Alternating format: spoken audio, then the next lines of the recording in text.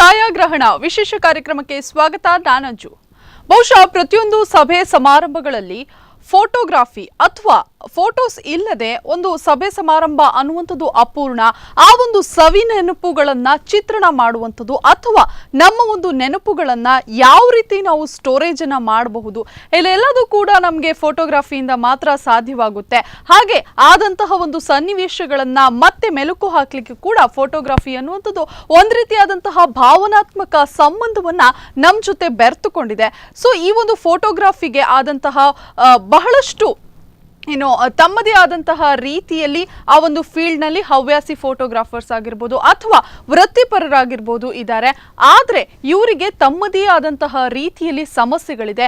ಏನಿದೆ ಇವರ ಸಮಸ್ಯೆಗಳು, ಹಾಗೆ ಇವರಿಗೆ ಅವರದೇ ಆದಂತಹ ಅಸೋಸಿಯೇಷನ್ಗಳಿದೆ. ಸಾಮಾನ್ಯವಾಗಿ ಜನಸಾಮಾನ್ಯರಿಗೆ ಗೊತ್ತು ಕೂಡ ಇರೋದಿಲ್ಲ ಫೋಟೋಗ್ರಾಫರ್ಸ್ಗೆ ಯಾವ ರೀತಿಯಾದಂತಹ ಅಸೋಸಿಯೇಷನ್ಸ್ಗಳಿದೆ, ಏನಿವರ ಸಮಸ್ಯೆ ಅನ್ನುವಂಥದ್ದು. ಬಟ್ ಈ ಎಲ್ಲದ್ರ ಕುರಿತು ನಾವು ಇವತ್ತು ಚರ್ಚೆ ಮಾಡ್ತಾ ಇದ್ದೇವೆ. ಸೊ ನಮ್ಮ ಜೊತೆ ಇವತ್ತು ಎರಡು ಅತಿಥಿಗಳಿದ್ದಾರೆ. ಮೊದಲದಾಗಿ ಅವರಿಗೆ ಕಾರ್ಯಕ್ರಮಕ್ಕೆ ಸ್ವಾಗತಿಸೋಣ.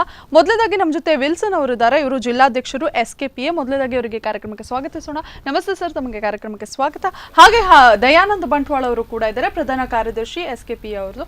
ಸೊ SKPA ಅಂದ್ರೆ ಸೌತ್ ಕೇಂದ್ರ ಫೋಟೋಗ್ರಾಫರ್ಸ್ ಅಸೋಸಿಯೇಷನ್ ಅನ್ನುವಂಥದ್ದು. ಸೊ ನಿನ್ನೆ ನೀವು SKPA ವತಿಯಿಂದ ಧರ್ಮಸ್ಥಳಕ್ಕೆ ಹೋಗ್ತೀರಿ. ಅಲ್ಲಿ ವೀರೇಂದ್ರ ಹೆಗಡೆ ಅವರ ಕೈಯಲ್ಲಿ ಒಂದು ಸುರಕ್ಷಾ ನಿಧಿ ಅನ್ನುವಂಥದ್ದಕ್ಕೆ ಚಾಲನೆ ನೀಡ್ತೀರಿ. ಸೊ ಈ ಸುರಕ್ಷಾ ನಿಧಿ ಅಂದ್ರೆ ಏನು?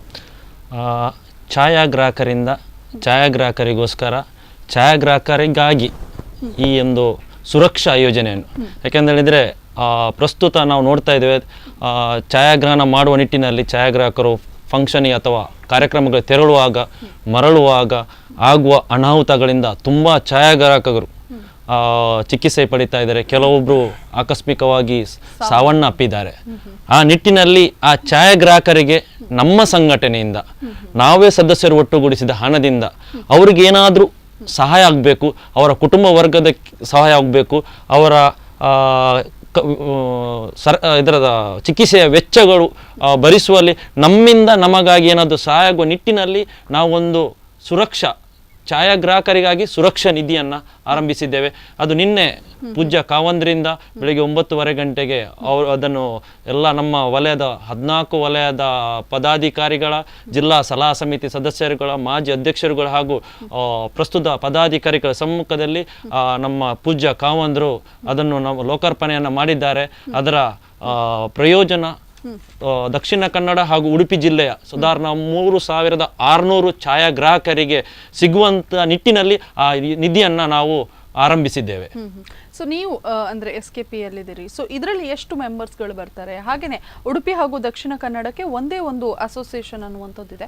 ಸೊ ಈ ಬಗ್ಗೆ ಹೇಳಿ, ಎಷ್ಟು ಜನರಿದ್ದಾರೆ? ಹಾಗೆ ಉಡುಪಿ ಮತ್ತು ದಕ್ಷಿಣ ಕನ್ನಡ ಇನ್ನೂ ಕೂಡ 2 ಜಿಲ್ಲೆಗಳಾಗಿದ್ರು ಕೂಡ ಒಂದೇ ಅಸೋಸಿಯೇಷನ್ ಒಳಗೆ ಒಗ್ಗಟ್ಟಾಗಿದ್ದೀರಿ. ಏನ್ ಹೇಳ್ತೀರಾ ಈ ಬಗ್ಗೆ? ಜಿಲ್ಲೆಯ ಲೆಕ್ಕದಲ್ಲಿ ಅದು ವಿಭಜಿತ ಆದ್ರೂ ಕೂಡ ನಾವು ಈಗ ಕೂಡ ಅವಿಭಜಿತರಾಗಿದ್ದೇವೆ. ಇದೊಂದು ದೊಡ್ಡ ವಿಶೇಷ. ಸಾಧಾರಣ 3600ಕ್ಕಿಂತ ಹೆಚ್ಚು ಸದಸ್ಯರು ಸೌತ್ ಕೇಂದ್ರ ಫೋಟೋಗ್ರಾಫರ್ಸ್ ಅಸೋಸಿಯೇಷನ್ ಅಲ್ಲಿ ಇದ್ದಾರೆ. ದೊಡ್ಡ ಒಂದು ಕುಟುಂಬ ಅಂತ ಹೇಳ್ಬೋದು. ಈ ಒಂದು ಕುಟುಂಬ 3600 ಜನರಿಗಾಗಿ ನಾವು ದೊಡ್ಡ ಒಂದು ವ್ಯವಸ್ಥೆಯನ್ನು ಮಾಡೋದಕ್ಕಾಗಿ 14 ವಲಯಗಳನ್ನು ಮಾಡಿದ್ದೇವೆ. ತಾಲೂಕು ವೈಸ್ ಕುಂದಾಪುರ, ಬ್ರಹ್ಮಾವರ, ಉಡುಪಿ, ಕಾಪು, ಕಾರ್ಕಳ, ಇದು 5 ವಲಯಗಳು ಉಡುಪಿ ಜಿಲ್ಲೆಯಲ್ಲಿ ಬಂದರೆ ಮೂಡುಬಿದ್ರಿ, ಮುಲ್ಕಿ, ಸುರತ್ಕಲ್, ಉಳ್ಳಾಲ, ಮಂಗಳೂರು, ಬಂಟ್ವಾಳ, ಬೆಳ್ತಂಗಡಿ, ಪುತ್ತೂರು ಮತ್ತು ಸುಳ್ಯ, ಈ 9 ವಲಯಗಳು ದಕ್ಷಿಣ ಕನ್ನಡ ಜಿಲ್ಲೆಯಲ್ಲಿ. ಒಟ್ಟು 14 ವಲಯಗಳು ಅವಿಭಜಿತರಾಗಿ ಒಟ್ಟಾಗಿದ್ದೇವೆ ನಾವು. ಸೊ ಈ ಅವಿಭಜಿತ ಒಟ್ಟಾಗಿರುವಂತಹ ಒಂದು ಸಂಘಟನೆ ಏನು ಅಸೋಸಿಯೇಷನ್ ಅನ್ನುವಂಥದ್ದು ಇದೆ. ಸೊ ಇದರಲ್ಲಿ ಯಾವ ರೀತಿಯಾದಂತಹ ಫೆಸಿಲಿಟೀಸ್ಗಳಿರ್ತದೆ ಇದರ ಅಂಡರ್ ಅಲ್ಲಿ ಬರುವಂತಹ ಒಂದು ಛಾಯಾಗ್ರಾಹಕರಿಗೆ? ನಾವು ಪ್ರಪ್ರಥಮವಾಗಿ ಪ್ರತಿಯೊಬ್ಬ ನಮ್ಮ ಸಂಘಟನೆಯಲ್ಲಿರುವ ಸದಸ್ಯರಿಗೆ ID ಕಾರ್ಡನ್ನು ನೀಡಿದ್ದೇವೆ. ಸಂಘಟನೆಯಿಂದ ಸಂಘಟಿತರಾಗಿ ಸದಸ್ಯರನ್ನು ಒಟ್ಟುಗೂಡಿಸಿ ಸದಸ್ಯರ ಸಮಸ್ಯೆಗಳು, ಸದಸ್ಯರಲ್ಲಿರುವ ತೊಂದರೆಗಳು, ಗೊಂದಲಗಳನ್ನು ನಿವಾರಿಸಿ ಅಲ್ಲಿಯ ಸದಸ್ಯರಿಗೆ ಒಂದು ಛಾಯಾಗ್ರಹಣ ವೃತ್ತಿಯಲ್ಲಿ ಆಗಿರಲಿ, ಸಾಮಾಜಿಕವಾಗಿ ಆಗಿರಲಿ, ಅವರೊಂದು ಸಮಾಜದಲ್ಲಿ ಒಂದು ಪ್ರತಿಷ್ಠೆಯನ್ನ ಉಳಿಸುವಲ್ಲಿ ಸಂಘಟನೆ ಅವರಿಗೆ ಬೆಂಬಲವನ್ನು ನೀಡ್ತಾ ಇದೆ. ಮತ್ತು ದಕ್ಷಿಣ ಕನ್ನಡ ಉಡುಪಿ ಜಿಲ್ಲೆಯಲ್ಲಿ ಸಂಘಟನೆಯಲ್ಲಿ ಇರುವುದು ಒಂದೇ ಸಂಘಟನೆ, ಅವಿಭಜಿತ ದಕ್ಷಿಣ ಕನ್ನಡ ಜಿಲ್ಲೆಯಲ್ಲಿ ಇರುವುದು ಒಂದೇ ಸಂಘಟನೆ, ಅದು SKPM ಮಾತ್ರ ಎಲ್ಲ ಸಂಘಟನೆಗಳು ವಿಭಜಿತವಾಗಿ ಬೇರೆ ಆಗಿವೆ. ಆದ್ರೆ ಉಡುಪಿ ಮತ್ತು ದಕ್ಷಿಣ ಕನ್ನಡ ಇರುವುದು ಒಂದೇ ಸಂಘಟನೆ, ಅದು SKPA. ಛಾಯಾಗ್ರಾಹಕರಿಗಾಗಿ ಇರುವ ಸಂಘಟನೆ ಒಂದೇ, ಅತಿ ದೊಡ್ಡ ಬಲಿಷ್ಠ ಗರಿಷ್ಠ ಸಂಖ್ಯೆಯಲ್ಲಿ ಇರುವ ಅತಿ ದೊಡ್ಡ ಸಂಘಟನೆ SKPA, south Canara photographers association. ಈ ಸಂಘಟನೆಯಲ್ಲಿ ಈ ಎಲ್ಲ ಸದಸ್ಯರನ್ನ ಒಟ್ಟುಗೂಡಿಸಿ ನಮ್ಮ ಏನು ಬೇಡಿಕೆಗಳು, ನಮ್ಮ ಎಲ್ಲ ವಲಯಗಳಿಂದ ನಾವು ನಿರ್ಲಕ್ಷಿಸಲ್ಪಟ್ಟವರು, ಸರ್ಕಾರದಿಂದ ಸೌಲಭ್ಯದಿಂದ ವಂಚಿತರಾದವರು, ಕೇಂದ್ರ ಸರ್ಕಾರ ಆಗ್ಲಿ ರಾಜ್ಯ ಸರ್ಕಾರ ಆಗ್ಲಿ ನಮ್ಗೆ ಯಾವುದೇ ಬೆಂಬಲವನ್ನ ಇಲ್ಲ. ಛಾಯಾಗ್ರಾಹಕರನ್ನು ಬಳಸಿಕೊಳ್ತಾರೆ, ಆದ್ರೆ ಛಾಯಾಗ್ರಾಹಕರಿಗಾಗಿ ಏನೂ ಮಾಡ್ತಾ ಇಲ್ಲ. ಕನಿಷ್ಠ ಒಂದು ಅಕಾಡೆಮಿ ಛಾಯಾಗ್ರಾಹಕರಿಗಿಲ್ಲ, ಒಂದು ಕನಿಷ್ಠ ಒಂದು ಪುರಸ್ಕಾರಗಳು, ರಾಜ್ಯೋತ್ಸವ ಪ್ರಶಸ್ತಿ ಜಿಲ್ಲಾವಾರವಾಗ್ಲಿ ರಾಜ್ಯ ಮಟ್ಟದಲ್ಲಾಗ್ಲಿ ಒಂದೇ ಒಂದು ಪುರಸ್ಕಾರ ಛಾಯಾಗ್ರಾಹಕರಿಗೆ ಸಿಗ್ತಾ ಇಲ್ಲ. ಆ ನಿಟ್ಟಿನಲ್ಲಿ ಸಂಘ ಸದಸ್ಯರನ್ನ ಒಟ್ಟು ಸೇರಿಸಿ ಈ ಬಗ್ಗೆ ನಾವು ಈಗಾಗಲೇ ಹಲವು ಕಾರ್ಯಕ್ರಮಗಳನ್ನ ಮಾಡ್ತಾ ಇದ್ದೇವೆ. ಸಂಘದ ಸದಸ್ಯರ ಹಲವಾರು ಸಮಸ್ಯೆಗಳನ್ನು ಅವರಿಗೆ ತಾಂತ್ರಿಕವಾಗಿ ಆಧುನಿಕ ಯುಗ ಡಿಜಿಟಲ್ ಇಂಡಿಯಾ ಆಗ್ತಾ ಇದೆ. ಪ್ರತಿ ವರ್ಷ ಅಪ್ಗ್ರೇಡ್ ಆದಾಗಿನ ಛಾಯಾಗ್ರಾಹಕರನ್ನ ನಾವು ತರಬೇತಿ ಕಾರ್ಯಗಳನ್ನು ಹಮ್ಮಿಕೊಳ್ಳುವ ಮೂಲಕ ಅವರಿಗೆ ಬೇಕಾದ ನೀವೇ ಕಾರ್ಯಾಗಾರಗಳನ್ನು ಹಮ್ಮಿಕೊಳ್ಳುವಂತದ್ದು ನಮ್ಮ ಅಸೋಸಿಯೇಷನ್ ಮುಖಾಂತರನೇ, ಸಂಘಟನೆಯ ಮುಖಾಂತರನೇ ಪ್ರತಿಯೊಂದು ವಲಯಗಳಲ್ಲಿ ತರಬೇತಿ ಕಾರ್ಯಗಳು, ಅದು ಆಗಿರ್ಬೋದು ಛಾಯಾಗ್ರಹಣಕ್ಕೆ ಸಂಬಂಧ ಆಗಿರ್ಬೋದು, ವಿಡಿಯೋಗ್ರಫಿಗೆ ಆಗಿರ್ಬೋದು, ಎಡಿಟಿಂಗ್ ಸಂಬಂಧಕ್ಕೆ ಆಗಿರ್ಬೋದು, ಸಾಫ್ಟ್ವೇರ್ ಸಂಬಂಧ ಆಗಿರ್ಬೋದು, ವಿವಿಧ ಹಂತಗಳ ಕಾರ್ಯಾಗಾರಗಳನ್ನು ಏರ್ಪಡಿಸುವ ಮೂಲಕ ಛಾಯಾಗ್ರಾಹಕರನ್ನ ಸಾಮಾಜಿಕವಾಗಿ ಈ ಡಿಜಿಟಲ್ ಕರಣ ಆಗುವುದರ ಸಂದರ್ಭದಲ್ಲಿ ಆಧುನಿಕ ಪೈಪೋಟಿಯಲ್ಲಿ ಅವನು ಸದೃಢಗೊಳಿಸುವಲ್ಲಿ ಸಂಘಟನೆ ಪ್ರಯತ್ನ ಮಾಡ್ತಾ ಇದೆ. ಸೊ ಈಗ ಫೋಟೋಗ್ರಾಫರ್ಸ್ ಅಂದ್ರೆ ಕೂಡಲೇ ನೆನಪಾಗುವಂಥದ್ದು ಮದುವೆ ಫಂಕ್ಷನ್ಸ್ಗಳಲ್ಲಿ ತೆಗೆಯುವಂಥದ್ದು ಅನ್ನುವಂಥದ್ದು. ಸೊ ನಿಮ್ಮ ಅಂದ್ರೆ ಈ ಮದುವೆ ಫಂಕ್ಷನ್ ಸಮಾರಂಭ ಸಭೆ ಸಮಾರಂಭಗಳನ್ನ ಬಿಟ್ಟು ಬೇರೆ ಯಾವ್ಯಾವ ರೀತಿ ಛಾಯಾಗ್ರಹಣ ಇದೆ? ಛಾಯಾಗ್ರಹಣವನ್ನು ಹೇಳ್ತಾ ಹೋದ್ರೆ ತುಂಬಾ ಪ್ರತಿಯೊಂದು ವಿಷಯಗಳು ಆಗಿರ್ಬೋದು, ವೈಲ್ಡ್ ಲೈಫ್ ಫೋಟೋಗ್ರಫಿ, ಸಮಾರಂಭದ ಫೋಟೋಗ್ರಫಿ, ನೇಚರ್ ಫೋಟೋಗ್ರಫಿ, ಹಾಗೆ ಪಿಕ್ಟೋರಿಯಲ್, ಅದೇ ರೀತಿ ವಿವಿಧ ಅದರಲ್ಲಿ ಛಾಯಾಗ್ರಹಣದಲ್ಲಿ ಆ ವಿಧ ಈ ವಿಧ ಅಂತ ಹೇಳಿಕುವಂಥದ್ದು ಏನಿಲ್ಲ. ಯಾವ ವಿಧಗಳಲ್ಲಿ ಹೋದ್ರೂ ಕೂಡ ಆ ಒಂದು ಕ್ಷಣವನ್ನ ಅಚ್ಚರಿಯಾಗಿ ಏನೂ ಇದಿಲ್ಲದೆ ಒಂದು 10 ವರ್ಷದ ನಂತರ ಕೂಡ ಆ ಛಾಪು ಛಾಯಾಗ್ರಹಣವನ್ನು ನೋಡುವಾಗ, ಆ ಛಾಯಾಚಿತ್ರವನ್ನು ನೋಡುವಾಗ ಆ ಸಂಪೂರ್ಣ ನೆನಪನ್ನ ಮರುಕಳಿಸುವಲ್ಲಿ, ಆ ಜ್ಞಾಪಕ ಬರುವಲ್ಲಿ ಆ ಛಾಯಾಗ್ರಹಣ ಕೆಲಸ ಮಾಡುವಂತದ್ದು. ಹಾಗಾಗಿ ಆ ವಿಧ ನಾವು ನಮ್ಮ ಉಪಯೋಗಕ್ಕಾಗಿ ಕೆಲವು ಸಂಘಟನೆ ವಿಧಗಳನ್ನ ಮಾಡಿದ್ದೇವೆ. ಆಗಿರ್ಬೋದು ಅದು ವೈಲ್ಡ್ ಲೈಫ್, ಹೆಚ್ಚಿನ ಛಾಯಾಗ್ರಾಹಕರು ವೈಲ್ಡ್ ಲೈಫ್ ಫೋಟೋಗ್ರಾಫರ್ಸ್ ಅಂತ ಹೇಳಿ ಒಂದು ಸಪರೇಟ್. ವೈಲ್ಡ್ ಲೈಫ್ ಅಂದ್ರೆ ಏನು? ವೈಲ್ಡ್ ಅಂದ್ರೆ ನಮ್ಮ ವನ್ಯಜೀವಿಗಳ ಛಾಯಾಚಿತ್ರಗಳನ್ನ, ವನ್ಯ ಪಕ್ಷಿಗಳನ್ನ, ವಿವಿಧ ರೀತಿಯ ಪಕ್ಷಿಗಳನ್ನ. ಇದರಲ್ಲಿ ನಮ್ಮ ಬೆಳ್ತಂಗಡಿ ಹಾಗೂ ದಕ್ಷಿಣ ಕನ್ನಡ ಹಾಗೂ ಉಡುಪಿ ಜಿಲ್ಲೆಯಲ್ಲಿ ಅತ್ಯುತ್ತಮ ಅಂತಾರಾಷ್ಟ್ರೀಯ ಪ್ರಶಸ್ತಿ ಗಳಿಸದಂತ ಛಾಯಾಗ್ರಾಹಕರು ನಮ್ಮಲ್ಲಿ ಇದ್ದಾರೆ. ನಮ್ಮ ಸಂಘಟನೆ ಸದಸ್ಯರ ಹೇಳಿಕೆ ನಾನು ಹೆಮ್ಮೆ ಪಡ್ತಾ ಇದ್ದೇನೆ. ಆಗಿರ್ಬೋದು ಗುರುದತ್ ಆಗಿರ್ಬೋದು, ಆಸ್ಟ್ರೋಮೋನ್ ಆಗ್ಬೋದು, ಫೋಕಸ್ ರಾಘು ಆಗಿರ್ಬೋದು, ಸಂತೋಷ್ ಕುಂದೇಶ್ವರ್ ಆಗಿರ್ಬೋದು, ಹೀಗೆ ಅನೇಕ ಮಂದಿ ಛಾಯಾಗ್ರಹಣದಲ್ಲಿ ಅಂತಾರಾಷ್ಟ್ರೀಯ ಪ್ರಶಸ್ತಿ ಪುರಸ್ಕೃತ ನಮ್ಮ ಸಂಘಟನೆಯಲ್ಲಿ ಇರುವಂತದ್ದು ನಮಗೆ ಹೆಮ್ಮೆಯ ವಿಚಾರ. ಸೊ ಇದರಲ್ಲಿ ಈಗ ವೃತ್ತಿ ಮತ್ತು ಹಾಬಿ ಅನ್ನುವಂಥದ್ದು ಬರ್ತದೆ. ಕೆಲವರು ಹಾಬಿಗೋಸ್ಕರ ಫೋಟೋಗ್ರಫಿ ಅನ್ನುವಂಥದ್ದು ಮಾಡ್ತಾರೆ. ಸೊ ಏನ್ ಹೇಳ್ತೀರಾ, ಹಾಬಿಗೋಸ್ಕರ ಮಾಡುವಂತದ್ದು ಬೇರೆ ಆಗಿರುತ್ತಾ ಅಥವಾ ವೃತ್ತಿ ಸಂಬಂಧಿತ ಫೋಟೋಗ್ರಫಿ ಬೇರೆ ಆಗಿರುತ್ತಾ? ಅದು ಬೇರೆ ಬೇರೆ ಅಂತೇಳಿ ವೃತ್ತಿ ಅಂತ ಹೇಳಿದ್ರೆ ಯಾವ್ದಾದ್ರು ಒಂದು ಕಾರ್ಯಕ್ರಮಕ್ಕೆ ಕರೀತಾರೆ, ಅದಕ್ಕೂ ಮಾತ್ರ ಹೋಗುವಂತದ್ದು. ಮದುವೆ ಆಗಿರ್ಬೋದು ಅಥವಾ ಈ ಸಭಾ ಕಾರ್ಯಕ್ರಮಗಳಾಗಿರ್ಬೋದು, ಅದಕ್ಕೆ ಹೋಗುವಂತ ಅದು ವೃತ್ತಿಪರ ಛಾಯಾಗ್ರಾಹಕರು. ಅದರ ವಿಷಯದಲ್ಲಿ ನಾವು ಪರಿಣಿತರು. ಹವ್ಯಾಸಿ ಅಂತ ಹೇಳಿದ್ರೆ ಅದರಲ್ಲಿ ಇಂಥದ್ದು ಕಾರ್ಯಕ್ರಮ ಅಂತ ಹೇಳಲ್ಲ, ಒಂದು ದಾರಿಯಲ್ಲಿ ಹೋಗುವಾಗ ಏನೋ ಒಂದು ಇನ್ಸಿಡೆಂಟ್ ಆಗ್ತಾ ಇತ್ತು, ಅದ್ರದ್ದು ತೆಗಿಬಹುದು, ಅಥವಾ ಅವರದೇ ಪರ್ಸನಲ್ ಕಾರ್ಯಕ್ರಮಗಳಿರ್ಬೋದು, ಅದರದ್ದು ತೆಗಿಬಹುದು. ಮೈಂಡ್ ರಿಲ್ಯಾಕ್ಸ್ ಆಗ್ಲಿಕ್ಕೆ ಅವರಷ್ಟಿಗೆ ಹೋಗಿ ಅವರು ಹಾಬಿಗೋಸ್ಕರ ಅದು ಅವರಿಗೆ ಬಿಟ್ಟದ್ದು. ಸೊ ವಿಲ್ಸನ್ ಅವರು, ನೀವು ಎಷ್ಟು ವರ್ಷದಿಂದ ಈ ಛಾಯಾಗ್ರಹಣ ಅನ್ನುವಂತ ಫೀಲ್ಡ್ ಅಲ್ಲಿ ಇದ್ದೀರಾ? 17 ವರ್ಷದಿಂದ ಈ ಛಾಯಾಗ್ರಹಣ ಫೀಲ್ಡ್ ಅಲ್ಲಿ ಇದ್ದೇನೆ ಇರುವಂತದ್ದು. ಸೊ ನಿಮ್ಗೆ ಯಾವ್ದು ತುಂಬಾ ಇಷ್ಟ ಕ್ಯಾಪ್ಚರ್ ಮಾಡುವಂತದ್ದು? ನಾನು ತುಂಬಾ ಇಷ್ಟಪಡ್ತೇನೆ ಮದುವೆ ಫೋಟೋಗ್ರಫಿ, ವೆಡ್ಡಿಂಗ್ ಫೋಟೋಗ್ರಫಿ ನಾನು ತುಂಬಾ ಇಷ್ಟಪಡ್ತೇನೆ. ಹೌದು, ಖಂಡಿತವಾಗಿ. ನೇಚರ್ ಫೋಟೋ, ನಾನು ವೈಲ್ಡ್ ಲೈಫ್ ಫೋಟೋಗ್ರಫಿ ಕೂಡ ಇಷ್ಟಪಡ್ತೇನೆ. ಯಾಕಂತ ಹೇಳಿದ್ರೆ ಮೈಂಡ್ ರಿಲ್ಯಾಕ್ಸ್ ಆಗ್ಬೇಕಾದ್ರೆ ವರ್ಷಕ್ಕೊಂದು ಬಾರಿ ಆದ್ರೂ ವೈಲ್ಡ್ ಲೈಫ್ ಹೋದ್ರೆ, ಅಥವಾ ಪಕ್ಷಿಗಳ ಪ್ರಾಣಿಗಳ ಸಂಚಲನ ಇಡೀ ತಲೆಯಲ್ಲಿರುವ ಎಲ್ಲಾ ಭಾರಗಳು ಮರೆತು ಹೋಗ್ತವೆ. ಇದಕ್ಕೋಸ್ಕರ ವೈಲ್ಡ್ ಲೈಫ್ ಫೋಟೋಗ್ರಫಿಗಳು ನಾನು ಇಷ್ಟಪಡ್ತೇನೆ. ಸೊ ಮದುವೆ ಫೋಟೋಗ್ರಫಿನ ತುಂಬಾ ಇಷ್ಟಪಡ್ಲಿಕ್ಕೆ ಕಾರಣ ಏನು? ಏನಾದ್ರು ಬೇರೆ ರೀಸನ್ಸ್ ಇದೆಯಾ? ಭಾವನಾತ್ಮಕ ಸಂಬಂಧಗಳು ಅಥವಾ ನಿಮ್ಗೆ ಸ್ಪೆಷಲಿ ಆಗಿ? ಖಂಡಿತವಾಗಿ ಆ ಮದುವೆ ಸಂಬಂಧ ಕಾರ್ಯಕ್ರಮಗಳು ಸ್ಟಾರ್ಟ್ ಇಂದ ಎಂಡ್ ತನಕ ವಿವಿಧ ಕಾರ್ಯಕ್ರಮ ಬರ್ತವೆ. ಅದು ಮದುವೆ ಮನೆಯಿಂದ ವಧುವಾಗಲಿ ಮದುಮಗಳು ಹೊರಡುವುದರಿಂದ ಮದುಮಗಳನ್ನ ಒಪ್ಪಿಸಿ ಕೊಡುವ ತನಕ ಸಂತೋಷದ ಕ್ಷಣಗಳು ಬರುತ್ತವೆ, ದುಃಖದ ಕ್ಷಣಗಳು ಬರುತ್ತವೆ, ಮತ್ತು ವಿವಿಧ ಆ ಕ್ಷಣಗಳು ಆಕಸ್ಮಿಕವಾಗಿ ಕೆಲವು ಇನ್ಸಿಡೆಂಟ್ಗಳು ಅಲ್ಲಿ ಸಿಗುವಂತದ್ದು ಅದು ಬೇರೆ ಕಡೆ ನಮ್ಮ ಈ ಸಭಾ ಕಾರ್ಯಕ್ರಮಗಳು ಅಂತದ್ದು ನೋಡ್ಲಿಕ್ಕೆ ಸಿಗುವುದಿಲ್ಲ. ಯಾಕಂದ್ರೆ ಅದು ತಂದೆ ತಾಯಿ ಮಗಳ ಮೇಲೆ ಇರುವ ಪ್ರೀತಿ, ಅದೇ ರೀತಿ ಹೊಸ ಹುಡುಗಿ ಮದುವೆ ಆಗಿ ಹೊಸ ದಾಂಪತ್ಯ ಜೀವನಕ್ಕೆ ಕಾಲಿಟ್ಟು ಹೊಸ ತನ್ನ ಸಂಗಾತಿಯೊಂದಿಗೆ ಅವರ ಮನೆಗೆ ಹೋಗುವ ಅಲ್ಲಿರುವ ಇದು ಅದೆಲ್ಲ ನೋಡುವಾಗ ಅದೊಂದು ವಿಶೇಷವಾಗಿ ಆಕರ್ಷಣೆ ಮತ್ತೊಂದು ಇದೇ ಬೇರೆ ಅನ್ನುವಂಥದ್ದು. ಈಗ ಕೆಲವೊಂದು ಅಂದ್ರೆ ಈಗ ಪ್ರದೇಶವಾರು ಅಥವಾ ಒಂದು ಪ್ಲೇಸ್ ಇಂದ ಇನ್ನೊಂದು ಪ್ಲೇಸಿಗೆ ಈ ಸಭೆ ಸಮಾರಂಭಗಳು ಅನ್ನುವಂಥದ್ದು ಸಂಪೂರ್ಣ ಡಿಫ್ರೆಂಟ್ ಆಗಿರುತ್ತೆ. ಸೊ ಮತ್ತೆ ಕಲ್ಚರ್ ವೈಸ್ ಕೂಡ ಹೋದ್ರೆ ಒಂದು ಏನು ವರ್ಗದಿಂದ ಇನ್ನೊಂದು ವರ್ಗಕ್ಕೆ ಬೇರೆ ಬೇರೆ ಆದಂತಹ ಕಲ್ಚರ್ಸ್ಗಳಿರುತ್ತೆ. ಸೊ ಅದನ್ನೆಲ್ಲ ಯಾವ ರೀತಿ ಅಡ್ಜಸ್ಟ್ಮೆಂಟ್ ಮಾಡ್ತೀರಿ? ಅಂದ್ರೆ ನಿಮ್ಗೆ ಹೊಸದಾಗಿ ನೋಡುವಾಗ ಹೇಗೆ ಕ್ಯಾಪ್ಚರ್ ಮಾಡುವಂಥದ್ದು ಏನಾದ್ರು ಕನ್ಫ್ಯೂಷನ್ಸ್ಗಳು ಬರುವಂಥದ್ದು ಉಂಟಾ? ಛಾಯಾಗ್ರಾಹಕನಿಗೆ ಪ್ರತಿ ಮದುವೆಯು ಹೊಸ ಅನುಭವ, ಪ್ರತಿ ಮದುವೆಯಲ್ಲಿ ಹೊಸ ಮುಖಗಳು, ಪ್ರತಿ ಮದುವೆಯಲ್ಲಿ ಹೊಸ ಜೋಡಿ. ಹಾಗಿರುವಾಗ ಎಲ್ಲವೂ ಹೊಸತನದಿಂದ ಕೂಡಿರ್ತದೆ. ಹಾಗಿರುವಾಗ ನಾವು ಯಾವುದೇ ವರ್ಗ ಆಗ್ಲಿ ಯಾವುದೇ ಇದಾಗ್ಲಿ ಪ್ರತಿಯೊಂದು ಜಾತಿ ವರ್ಗದಲ್ಲಿ ಅವರವರದ್ದೇ ಆದ ಸಂಪ್ರದಾಯಗಳು. ಬಹುಶಃ ನನಗೆ ಹೆಮ್ಮೆ ಅನಿಸ್ತಾ ಇದೆ, ಒಂದು ಛಾಯಾಗ್ರಾಹಕನಿಗೆ ಗೊತ್ತಿದ್ದಷ್ಟು ಎಲ್ಲಾ ಜಾತಿ ವರ್ಗದ ಸಂಪ್ರದಾಯಗಳು ಛಾಯಾಗ್ರಾಹಕನಿಂದ ಗೊತ್ತಿದ್ದಷ್ಟು ಬೇರೆ ಯಾರಿಗೂ ಗೊತ್ತಿರ್ಲಿಕ್ಕೆ. ಯಾಕಂದ್ರೆ ಆ ಅನುಭವ ಸಿಕ್ಕುದು ಆ ಛಾಯಾ ವೃತ್ತಿಯಿಂದ. ಅದಕ್ಕೋಸ್ಕರ ನಾನು ತುಂಬಾ ಸಂತೋಷ ಪಡ್ತೇನೆ, ನಾನೊಬ್ಬ ಛಾಯಾಗ್ರಾಹಕನ ಅಂತ ಹೇಳಿಕ್ಕೆ ಹೆಮ್ಮೆ ಪಡ್ತಾ ಇದ್ದೇನೆ. ಸೊ ಈಗ ಅಂದ್ರೆ ಛಾಯಾಗ್ರಹಣ ಅನ್ನುವಂಥ ಫೋಟೋಗ್ರಫಿ ಅನ್ನುವಂಥದ್ದು ಬಹಳಷ್ಟು ಏನು ಒಂದು ರೀತಿಯಾದಂತಹ ವಿಭಿನ್ನವಾದಂತಹ ಪಾತ್ರವನ್ನೇ ಪಡೆದುಕೊಂಡಿದೆ.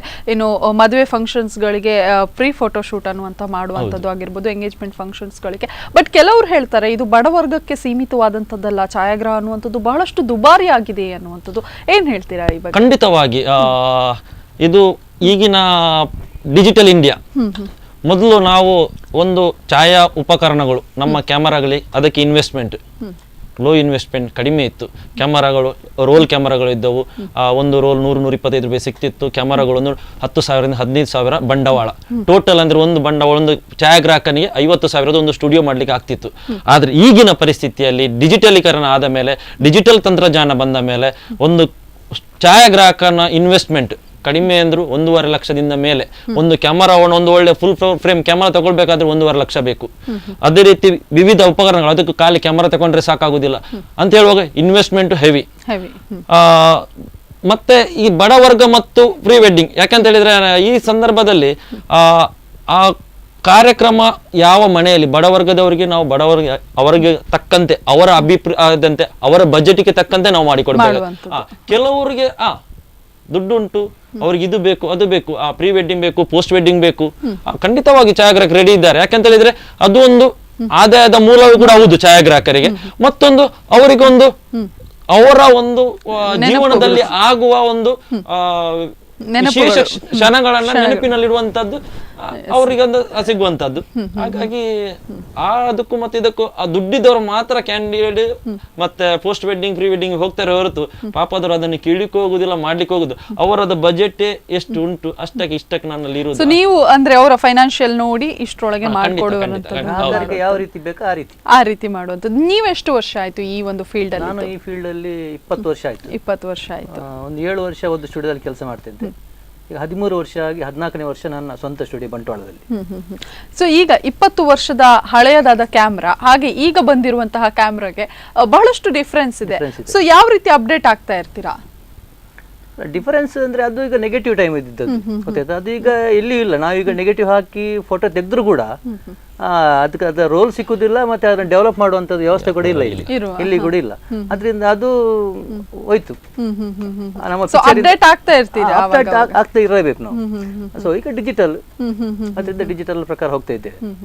ಇನ್ನೊಂದು ಮಾತುಗಳಿದೆ, ಹವ್ಯಾಸಿ ಛಾಯಾಗ್ರಾಹಕರಿಂದ ನಿಮ್ಮ ಏನು ಪ್ರೊಫೆಷನಲ್ ಛಾಯಾಗ್ರಾಹಕರಿಗೆ ಬಹಳಷ್ಟು ತೊಂದರೆ ಆಗುತ್ತೆ, ಅವರು ಕೂಡ ಏನು ಪ್ರೊಫೆಷನಲ್ ಆಗಿ ಕೆಲವೊಮ್ಮೆ ಬರ್ತಾರೆ ಅನ್ನುವಂಥದ್ದು. ಎಲ್ಲೋ ಒಂದು ಕಡೆ ನಮ್ಮ ಇನ್ಕಮ್, ನಮ್ಮ ಆದಾಯ ಮೂಲಕ್ಕೆ ಕೂಡ ಒಂದು ರೀತಿಯಾದಂತಹ ಪರಿಣಾಮ ಬೀಳ್ತದೆ ಅನ್ನುವಂತಹ ಮಾತಿದೆ.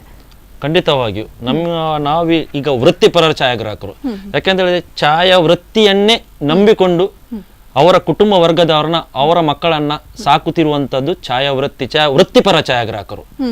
ಅಮೆಚೂರ್ ಫೋಟೋಗ್ರಾಫರ್ಸ್, ಅದೇ ಹವ್ಯಾಸಿ ಛಾಯಾಗ್ರಾಹಕರು ಏನ್ ಮಾಡ್ತಾರೆ, ಅವರ ಶೋಕಿಗಾಗಿ, ಅವರಲ್ಲಿ ದುಡ್ಡು ಇದೆ, ಬಂಡವಾಳನೂ ಇದೆ, ಹಾಕ್ತಾರೆ, ಅವರ ಇದರಲ್ಲಿ ಮಾಡ್ತಾರೆ, ಆದ್ರೆ ಅವರದ್ದು ಅದು ಸೈಡ್ ಇನ್ಕಮ್. ಇದರ ಬಗ್ಗೆ ನಾವು ಈಗಾಗಲೇ ಜಿಲ್ಲಾಧಿಕಾರಿಗಳಿಗೆ, ಉಡುಪಿಯಲ್ಲಿ ಆಗಲಿ ಮಂಗಳೂರಲ್ಲಿ ಜಿಲ್ಲಾಧಿಕಾರಿಗಳು ಮನವಿಯನ್ನ ಮಾಡಿದ್ದೇವೆ. ಛಾಯಾಗ್ರಹಣ ವೃತ್ತಿಯನ್ನು ಉಳಿಸಬೇಕು, ಛಾಯಾಗ್ರಾಹಕನ ವೃತ್ತಿಯನ್ನು ಉಳಿಸುವ ಮೂಲಕ ಛಾಯಾಗ್ರಾಹಕರನ್ನು ಉಳಿಸಬೇಕು. ಯಾಕಂತ ಹೇಳಿದ್ರೆ ಕಷ್ಟಪಟ್ಟು ಒಂದು ದಿವಸದ ಹೊತ್ತು ಊಟಕ್ಕಾಗಿಗೋಸ್ಕರ ಅವ ಛಾಯಾಗ್ರಹಣ ವೃತ್ತಿ ಮಾಡುವಂತು. ಈಗ ಡಿಜಿಟಲೀಕರಣ ಆದ ನಂತರ ಬಹುಶಃ ಅವನ ಆದಾಯದ ಕಡಿಮೆ ಆಗ್ತಾ ಇದೆ. ಯಾಕಂತ ಹೇಳಿದ್ರೆ ಈಗ ಎಲ್ಲಿಯೂ ಪಾಸ್ಪೋರ್ಟ್ ಸೈಜ್ ಅಗತ್ಯ ಇಲ್ಲ. ಮೊದಲು ಅದ್ರ ಸ್ಟುಡಿಯೋದಲ್ಲಿ ಅಟ್ಲೀಸ್ಟ್ ದಿವಸಕ್ಕೊಂದು 5 ರಿಂದ 10 ಪಾಸ್ಪೋರ್ಟ್ಸ್ಗಳು ಬರ್ತಿದ್ದು, ಈಗ ವಾರಕ್ಕೆ 5 ರಿಂದ 10 ಬರುವುದು ಕಷ್ಟ. ಯಾಕೆಂದ್ರೆ ಆ ಪರಿಸ್ಥಿತಿ ಬಂದಿದೆ. ಛಾಯಾಗ್ರಾಹಕನನ್ನು ಉಳಿಸುವಲ್ಲಿ ನಾವು ಪ್ರಯತ್ನ ಪಡ್ತಾ ಇದೆ. ಯಾಕಂತ ಹೇಳಿದ್ರೆ ಅವರಿಂದಾಗಿ ನಮಗೆ ಸಮಸ್ಯೆ ಆಗ್ತಾ ಇದೆ. ಈಗ ನೋಡ್ಬೋದು ನೀವು, ಹಲವು ಸರಕಾರಿ ಉದ್ಯೋಗಸ್ಥರು ಸರಕಾರಿ ಕೆಲಸಕ್ಕೆ ರಜೆ ಹಾಕ್ತಾರೆ, ಅಲ್ಲಿ ಬಂದು ಛಾಯಾಗ್ರಹಣ ಮಾಡ್ತಾ ಇದ್ದಾರೆ. ಇದರ ಬಗ್ಗೆ ಕೂಡ ನಾವು DC ಅವರ ಮತ್ತು ಜಿಲ್ಲಾಧಿಕಾರಿ ಮತ್ತು ಪೊಲೀಸ್ ವರಿಷ್ಠಾಧಿಕಾರಿಗೆ ಮನವಿಯನ್ನ ಮಾಡಿದ್ದೇವೆ. ಮುಂದಿನ ದಿನಗಳಲ್ಲಿ ಛಾಯಾಗ್ರಹಣ ವೃತ್ತಿಯನ್ನಾಗಿ ಯಾರು ಮಾಡ್ತಾ ಇದ್ದಾರ, ಕರೆಕ್ಟ್ ಆಗಿ ಪ್ರೊಫೆಷನಲ್ ಟ್ಯಾಕ್ಸ್ ಮತ್ತು ಪಂಚಾಯತ್ ಟ್ಯಾಕ್ಸ್ ಕಟ್ಟಿ ಸ್ಟುಡಿಯೋ ಹೊಂದಿದ್ದು ಯಾರು ಛಾಯಾಗ್ರಹಣ ವೃತ್ತಿಯನ್ನೇ ನಂಬಿಕೊಂಡು ಛಾಯಾಗ್ರಹಣ ಮಾಡ್ತಾರೆ, ಅವರಿಗೇ ಪ್ರಾಮುಖ್ಯತೆಯನ್ನು ನೀಡಬೇಕು. ಹವ್ಯಾಸಿ ಛಾಯಾಗ್ರಾಹಕರಿಗಾಗ್ಲಿ ಸರ್ಕಾರಿ ಉದ್ಯೋಗಿಗಳನ್ನ ತಡಿಬೇಕು ಎನ್ನುವ ಉದ್ದೇಶದಿಂದ ನಾವು ಜಿಲ್ಲಾಧಿಕಾರಿಗಳು ಮನವಿಯನ್ನು ಮಾಡಿದ್ದೇವೆ. ಅದಕ್ಕೆ 2 ಜಿಲ್ಲೆಯ ಜಿಲ್ಲಾಧಿಕಾರಿಗಳು ಉತ್ತಮ ಸ್ಪಂದನೆಯನ್ನು ನೀಡಿದ್ದಾರೆ. ಅವರು ನಮಗೆ ಯಾರು ಇದ್ದಾರೆ ಅವರ ಬಗ್ಗೆ ನಮಗೆ ಎವಿಡೆನ್ಸ್ ಕೊಡಿ, ನಾವು ಖಂಡಿತವಾಗಿ ಅವರನ್ನ ಕೆಲಸದಿಂದ ಅಮಾನತು ಮಾಡ್ತೇನೆ ಎನ್ನುವ ಮಾತನ್ನು ಕೊಟ್ಟಿದ್ದಾರೆ. ಆದ್ರಿಂದ ಈ ಬಗ್ಗೆ ಕೂಡ ನಾವು ಮುಂದಿನ ದಿನಗಳಲ್ಲಿ ಅದರ ಬಗ್ಗೆ ಕಾರ್ಯಕ್ರಮ ನೋಡ್ತಾ ಇದ್ದೇವೆ. ಈಗ ಅಂದ್ರೆ ಒಂದು ಸ್ಟುಡಿಯೋ ಮಾಡಬೇಕು ಅಥವಾ ಒಂದು ಪ್ರೊಫೆಷನಲ್ ಕ್ಯಾಮ್ರಾಮ್ಯಾನ್ ಆಗಬೇಕು ಅನ್ನುವಂಥದ್ರ ಕುರಿತು ಕೆಲವೊಂದು ರೂಲ್ಸ್ ಅಂಡ್ ರೆಗ್ಯುಲೇಷನ್ಸ್ ಇರ್ತದೆ. ಸ್ಟುಡಿಯೋ ಓಪನ್ ಮಾಡಲಿಕ್ಕೆ ಲೈಸೆನ್ಸ್ ಅನ್ನ ತಗೊಳ್ಬೇಕು ಅಥವಾ ಒಂದು ನಿಮ್ಮ ಅಸೋಸಿಯೇಷನ್ ಅಲ್ಲಿ ಮೆಂಬರ್ ಆಗಲೇಬೇಕಾ, ಈ ತರದ ಏನಾದರೂ ರೂಲ್ಸ್ಗಳಿದೆಯಾ? Licence compulsory. ಅದು ಯಾವುದೇ ವ್ಯಕ್ತಿ ಒಂದು ಶಾಪ್ ಯಾವ್ದು ಮಾಡ್ಬೇಕಂತ ಹೇಳಿದ್ರೆ, ಇವನ್ ಸ್ಟುಡಿಯೋ ಅಂತ ಹೇಳಿದ್ರೆ ಯಾವ್ದು ಮಾಡ್ಬೇಕಾದ್ರೆ ಲೈಸೆನ್ಸ್ ಕಂಪಲ್ಸರಿ. ಬಟ್ ನಾವು ಹೇಳುದು ಅಂತ ಹೇಳಿದ್ರೆ, ಫೋಟೋಗ್ರಾಫರ್ ಒಂದು ಸ್ಟುಡಿಯೋ ಮಾಡಿದಾರೆ ಅಂತ ಹೇಳಿದ ನಂತರ ನಮ್ಮ ಸದಸ್ಯನಾಗಬೇಕು. ಯಾಕಂತ ಹೇಳಿದ್ರೆ ಸದಸ್ಯನಾದ ನಂತರ ಅವನೇ ಕೂತ್ಕೊಂಡು ಒಬ್ಬನಿಗೆ ಕೂತ್ರೆ ಆಗುದಿಲ್ಲ, ಗೊತ್ತಿಲ್ಲ. ಎಲ್ಲರನ್ನು ಒಟ್ಟುಗೂಡಿಸಿ ಒಬ್ಬನಿಗೆ, ಈಗ ಒಂದು ಸಮಯದಲ್ಲಿ ಒಂದು 4-5 ಆರ್ಡರ್ ಇರ್ತದೆ ಮದುವೆದ್ದು, ಒಂದೇ ದಿವಸ ಇರ್ತದೆ. ಆಗೇನ್ ಮಾಡುದವ, ಕಾಂಟ್ಯಾಕ್ಟ್ ಬೇಕು ಅಂತ ಹೇಳಿದ್ರೆ ಇಂಥ ಅಸೋಸಿಯೇಷನ್ಗಳು ಬೇಕು. ಈ ನಮ್ಮ ಅಸೋಸಿಯೇಷನ್ ಮೂಲಕ ಅಥವಾ ನಾವು ಪರಿಚಯಸ್ಥರಿಂದ ಒಂದು ಹೆಸರು ಬರ್ತದೆ, ಸಿಗ್ತದೆ, ನಮ್ಮ ಡೈರಿ ಇದೆ, ಅದು ನೋಡಿಕೊಂಡು ನಾವು ಫೋನ್ ಮಾಡಿ ಆರ್ಡ್ರಿಗೆ ಇದು ಮಾಡ್ತಾನೆ. ಅದರಿಂದ ಸ್ಟುಡಿಯೋ ಓಪನ್ ಮಾಡಿದ್ರೆ ಕೂಡ ಆಗಲಿಕ್ಕಿಲ್ಲ, ಅಸೋಸಿಯೇಷನ್ ಇದ್ರೆ ಅವನಿಗೆ ಬಹಳಷ್ಟು ಲಾಭ ಉಂಟು ಅದರಿಂದ. ಅಷ್ಟೇ ಅಲ್ಲದೆ ನಾವು ಇವರು ಹೇಳಿದಾಗೆ, ಅಧ್ಯಕ್ಷರು ಹೇಳಿದಾಗೆ, ನಾವು ಬೇಕಾದಷ್ಟು ಆ ಫೋಟೋಗ್ರಾಫಿಗೆ ಬೇಕಾದ ಹೊಸ ಟೆಕ್ನಾಲಜಿ ಬರುವಾಗ ಅದರ ಪರಿಚಯ ಕೊಡುವಂತಾಗ ವರ್ಕ್ಶಾಪ್ ಅನ್ನು ಮಾಡ್ತಿದ್ದೇವೆ. ಅವ್ರಿಗೆ ಅದಕ್ಕೆ ಎಲ್ಲ ತುಂಬಾ ಅದರಲ್ಲಿ ಅಸೋಸಿಯೇಷನ್ ಮೂಲಕ ಬಹಳಷ್ಟು ಲಾಭ ಉಂಟು. ಛಾಯಾಗ್ರಹಣ ಎನ್ನುವಂತಹದ್ದು ಬಹಳಷ್ಟು ಒಂದು ಪ್ರೊಫೆಷನಲ್ ಆಗಿ ಜನರು ತಗೊಳ್ತಾ ಇದ್ದಾರೆ. ಅಷ್ಟೇ ಅಲ್ಲದೆ ಹವ್ಯಾಸಿ ಛಾಯಾಗ್ರಾಹಕರು ತಮ್ಮದೇ ಆದಂತಹ ರೀತಿಯಲ್ಲಿ ಒಂದು ಕ್ಯಾಪ್ಚರ್ ಮಾಡುವಂಥದ್ದು ಮಾಡ್ತಾ ಇದ್ದಾರೆ. ಅಷ್ಟೇ ಅಲ್ಲದೆ ನಮ್ಮ ಪ್ರತಿಯೊಂದು ಕ್ಷಣದ ಸವಿ ನೆನಪುಗಳನ್ನ ಒಂದು ರೀತಿಯಾಗಿ ಕೂಡಿಡುವಂತಹ ಕೆಲಸ ಒಂದು ಛಾಯಾಗ್ರಾಹಕ ಮಾಡ್ತಾನೆ ಅನ್ನುವಂಥದ್ದು. ಹಾಗೆ ಛಾಯಾಗ್ರಹಣ ಮಾಡಲಿಕ್ಕೆ ಅವ್ರದೇ ಆದಂತಹ ವ್ಯೂ ಇರ್ತದೆ. ಸೊ ಇಂತಹ ಛಾಯಾಗ್ರಾಹಕರಿಗೆ ಬಹಳಷ್ಟು ಸಮಸ್ಯೆಗಳಿದೆ. ಏನಿವರ ಸಮಸ್ಯೆ ಅನ್ನುವಂಥದ್ರ ಕುರಿತು ಚರ್ಚೆಯನ್ನು ಮುಂದುವರಿಸೋಣ ಒಂದು ಪುಟ್ಟ ವಿರಾಮದ ನಂತರ.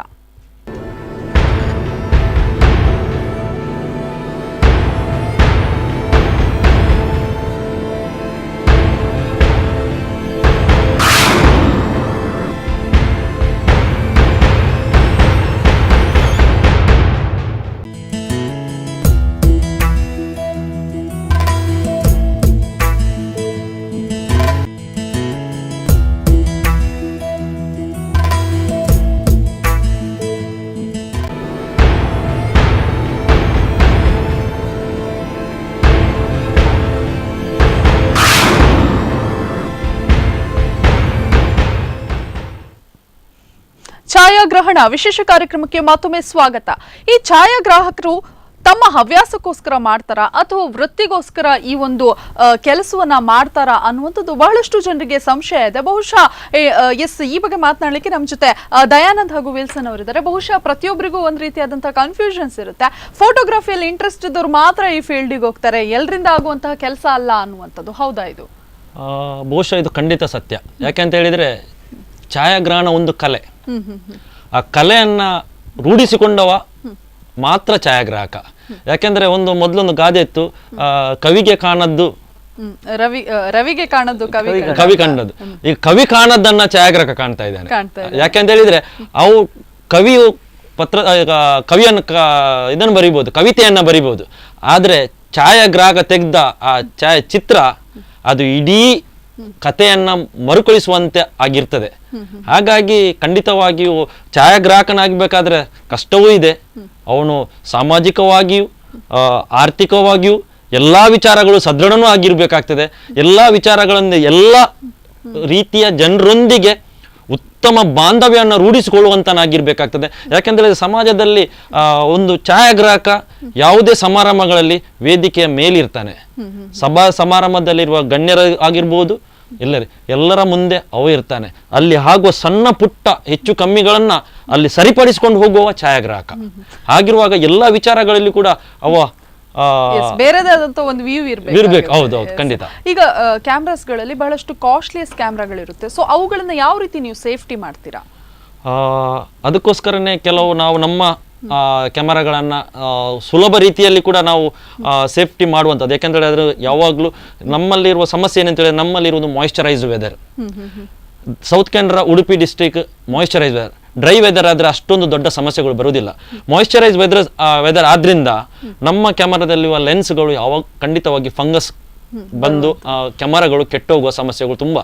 ಅದು ಬಿಟ್ಟು ಮಳೆಗಾಲದಲ್ಲಿ ಅಂತೂ ಎಲ್ಲಾ ಛಾಯಾಗ್ರಾಹಕರಿಗೆ ಕಾಡುವ ಸಮಸ್ಯೆ ಒಂದೇ, ಮಾಯಿಶ್ಚರ್ ಇಂದಾಗಿ ಫಂಕ್ಷನ್ ಅರ್ಧದಲ್ಲಿರುವಾಗಲೇ ಲೆನ್ಸ್ ಮಾಯಿಶ್ಚರೈಸ್ ಆಗ್ತದೆ, ಏನೂ ಮಾಡ್ಲಿಕ್ಕೆ ಆಗುದಿಲ್ಲ, ಸಮಸ್ಯೆಗಳು ಆಗಿರುವಂತ ಆ ಸಂದರ್ಭದಲ್ಲಿ ಎಲ್ಲ ಹೆಚ್ಚಿನ ಛಾಯಾಗ್ರಾಹಕರು ಕ್ಯಾಮರಾಗಳನ್ನ ಹಾಟ್ ಬಾಕ್ಸ್, ಒಂದು ತಾವೇ ತಯಾರು ಮಾಡಿದಂತ ಒಂದು ಥರ್ಮೋಕೋಲ್ ಬಾಕ್ಸ್ ಅಲ್ಲಿ ಅದಕ್ಕೊಂದು 0 ವೋಲ್ಟ್ ಬಲ್ಬ್ ಅಳವಡಿಸಿ, ಇದು ಸುಲಭ ವಿಧಾನದಲ್ಲಿ ಮಾಡುವಂಥದ್ದು.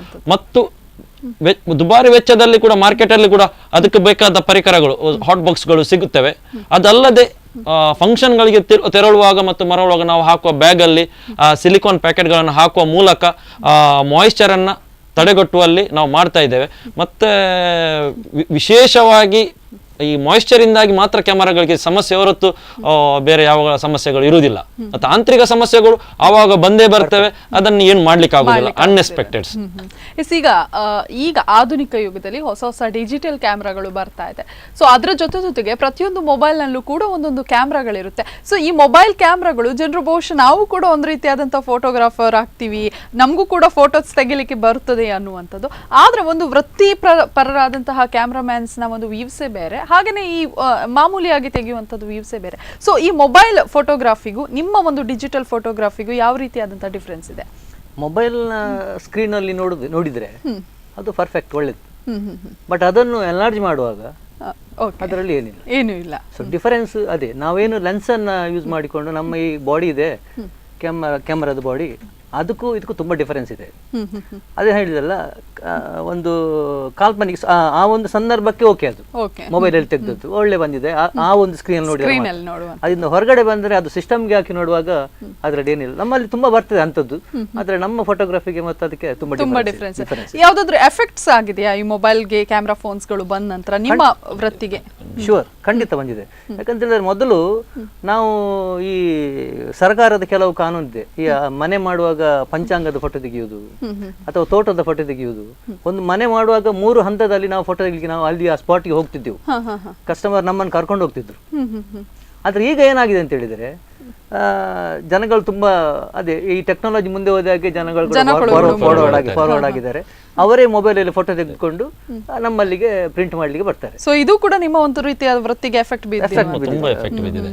ಯಾಕೆಂತ ಹೇಳಿದ್ರೆ ಮೊಬೈಲ್ ನಿಂದಾಗಿ ಛಾಯಾಗ್ರಾಹಕರಿಗೆ ಸಮಸ್ಯೆ ಆಗಿರುವಂತ. ಮೊಬೈಲ್ ಬಂದ ನಂತರ ಅದನ್ನ ಮುಂದುವರಿಕೊಂಡು ಹೋದಾಗ ಸೋಷಿಯಲ್ ಮೀಡಿಯಾ, ಒಂದು ಫೋಟೋಸ್ ತೆಗೆದ್ರು ಸೋಷಿಯಲ್ ಮೀಡಿಯಾದಲ್ಲಿ ಅದು ತುಂಬ ಇಫೆಕ್ಟ್. ಮೊದಲೊಂದು ಸ್ಟುಡಿಯೋಗಳಲ್ಲಿ ಪಾಸ್ಪೋರ್ಟ್ ಸೈಜ್ ಅಲ್ಲದೆ ಫುಲ್ ಸೈಜ್ ಫೋಟೋಗಳು ಆಗಲಿ ತುಂಬ ಬರ್ತಿದ್ವು. ಇದು ಬಂದ ನಂತರ ಮೊಬೈಲ್ ಬಂದ ಮೇಲೆ ಪ್ರಪೋಸಲ್ ಫೋಟೋ ಆಗಲಿ ಯಾವುದೇ ಫೋಟೋಗಳು ಫುಲ್ ಸೈಜ್ ಫೋಟೋಗ್ರಫಿ ಇಲ್ಲ ಸ್ಟುಡಿಯೋದಲ್ಲಿ. ಪಾಸ್ಪೋರ್ಟ್ ಸೈಜ್ ಕೂಡ ಮೊಬೈಲಲ್ಲೇ ತೆಗೆದು ಬಂದು ಇದನ್ನು 4 ಕಾಪಿ ಪ್ರಿಂಟ್ ಹಾಕಿ ಕೊಡುವಂತ ಕಾಲ ಬಂದಿದೆ ಈಗ.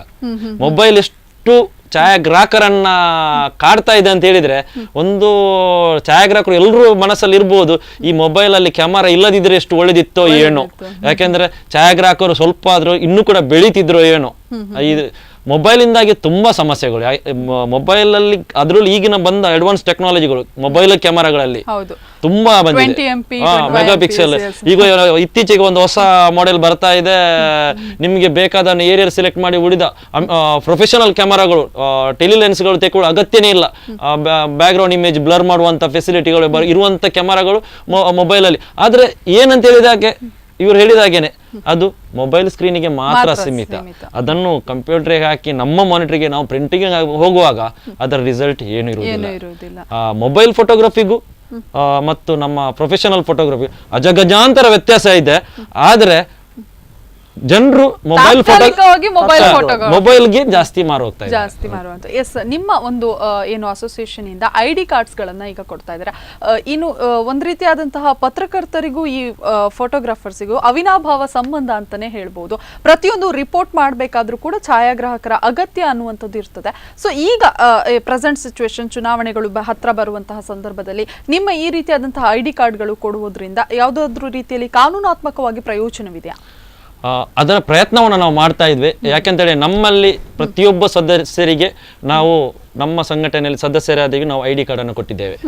ಈ ID ಕಾರ್ಡಿಗೆ ರಾಜ್ಯ ಸರ್ಕಾರದಿಂದ ಮಾನ್ಯತೆ ಸಿಗಬೇಕು ಎನ್ನುವ ಪ್ರಯತ್ನವನ್ನು ಕೂಡ ನಾವು ಕಳೆದ ವರ್ಷದಿಂದ ಮಾಡ್ತಾ ಇದ್ದೇವೆ. ಕಳೆದ ಬಾರಿ ಜುಲೈ 3ರಂದು ರಾಜ್ಯವ್ಯಾಪಿ ನಾವು ಛಾಯಾಗ್ರಹಣ, 1 ದಿವಸದ ಛಾಯಾಗ್ರಹಣ ವೃತ್ತಿಯನ್ನು ಬಂದ್ ಮಾಡಿ ಸರ್ಕಾರಕ್ಕೆ ಮನವಿಯನ್ನು ಸಲ್ಲಿಸಿದ್ದೆವು.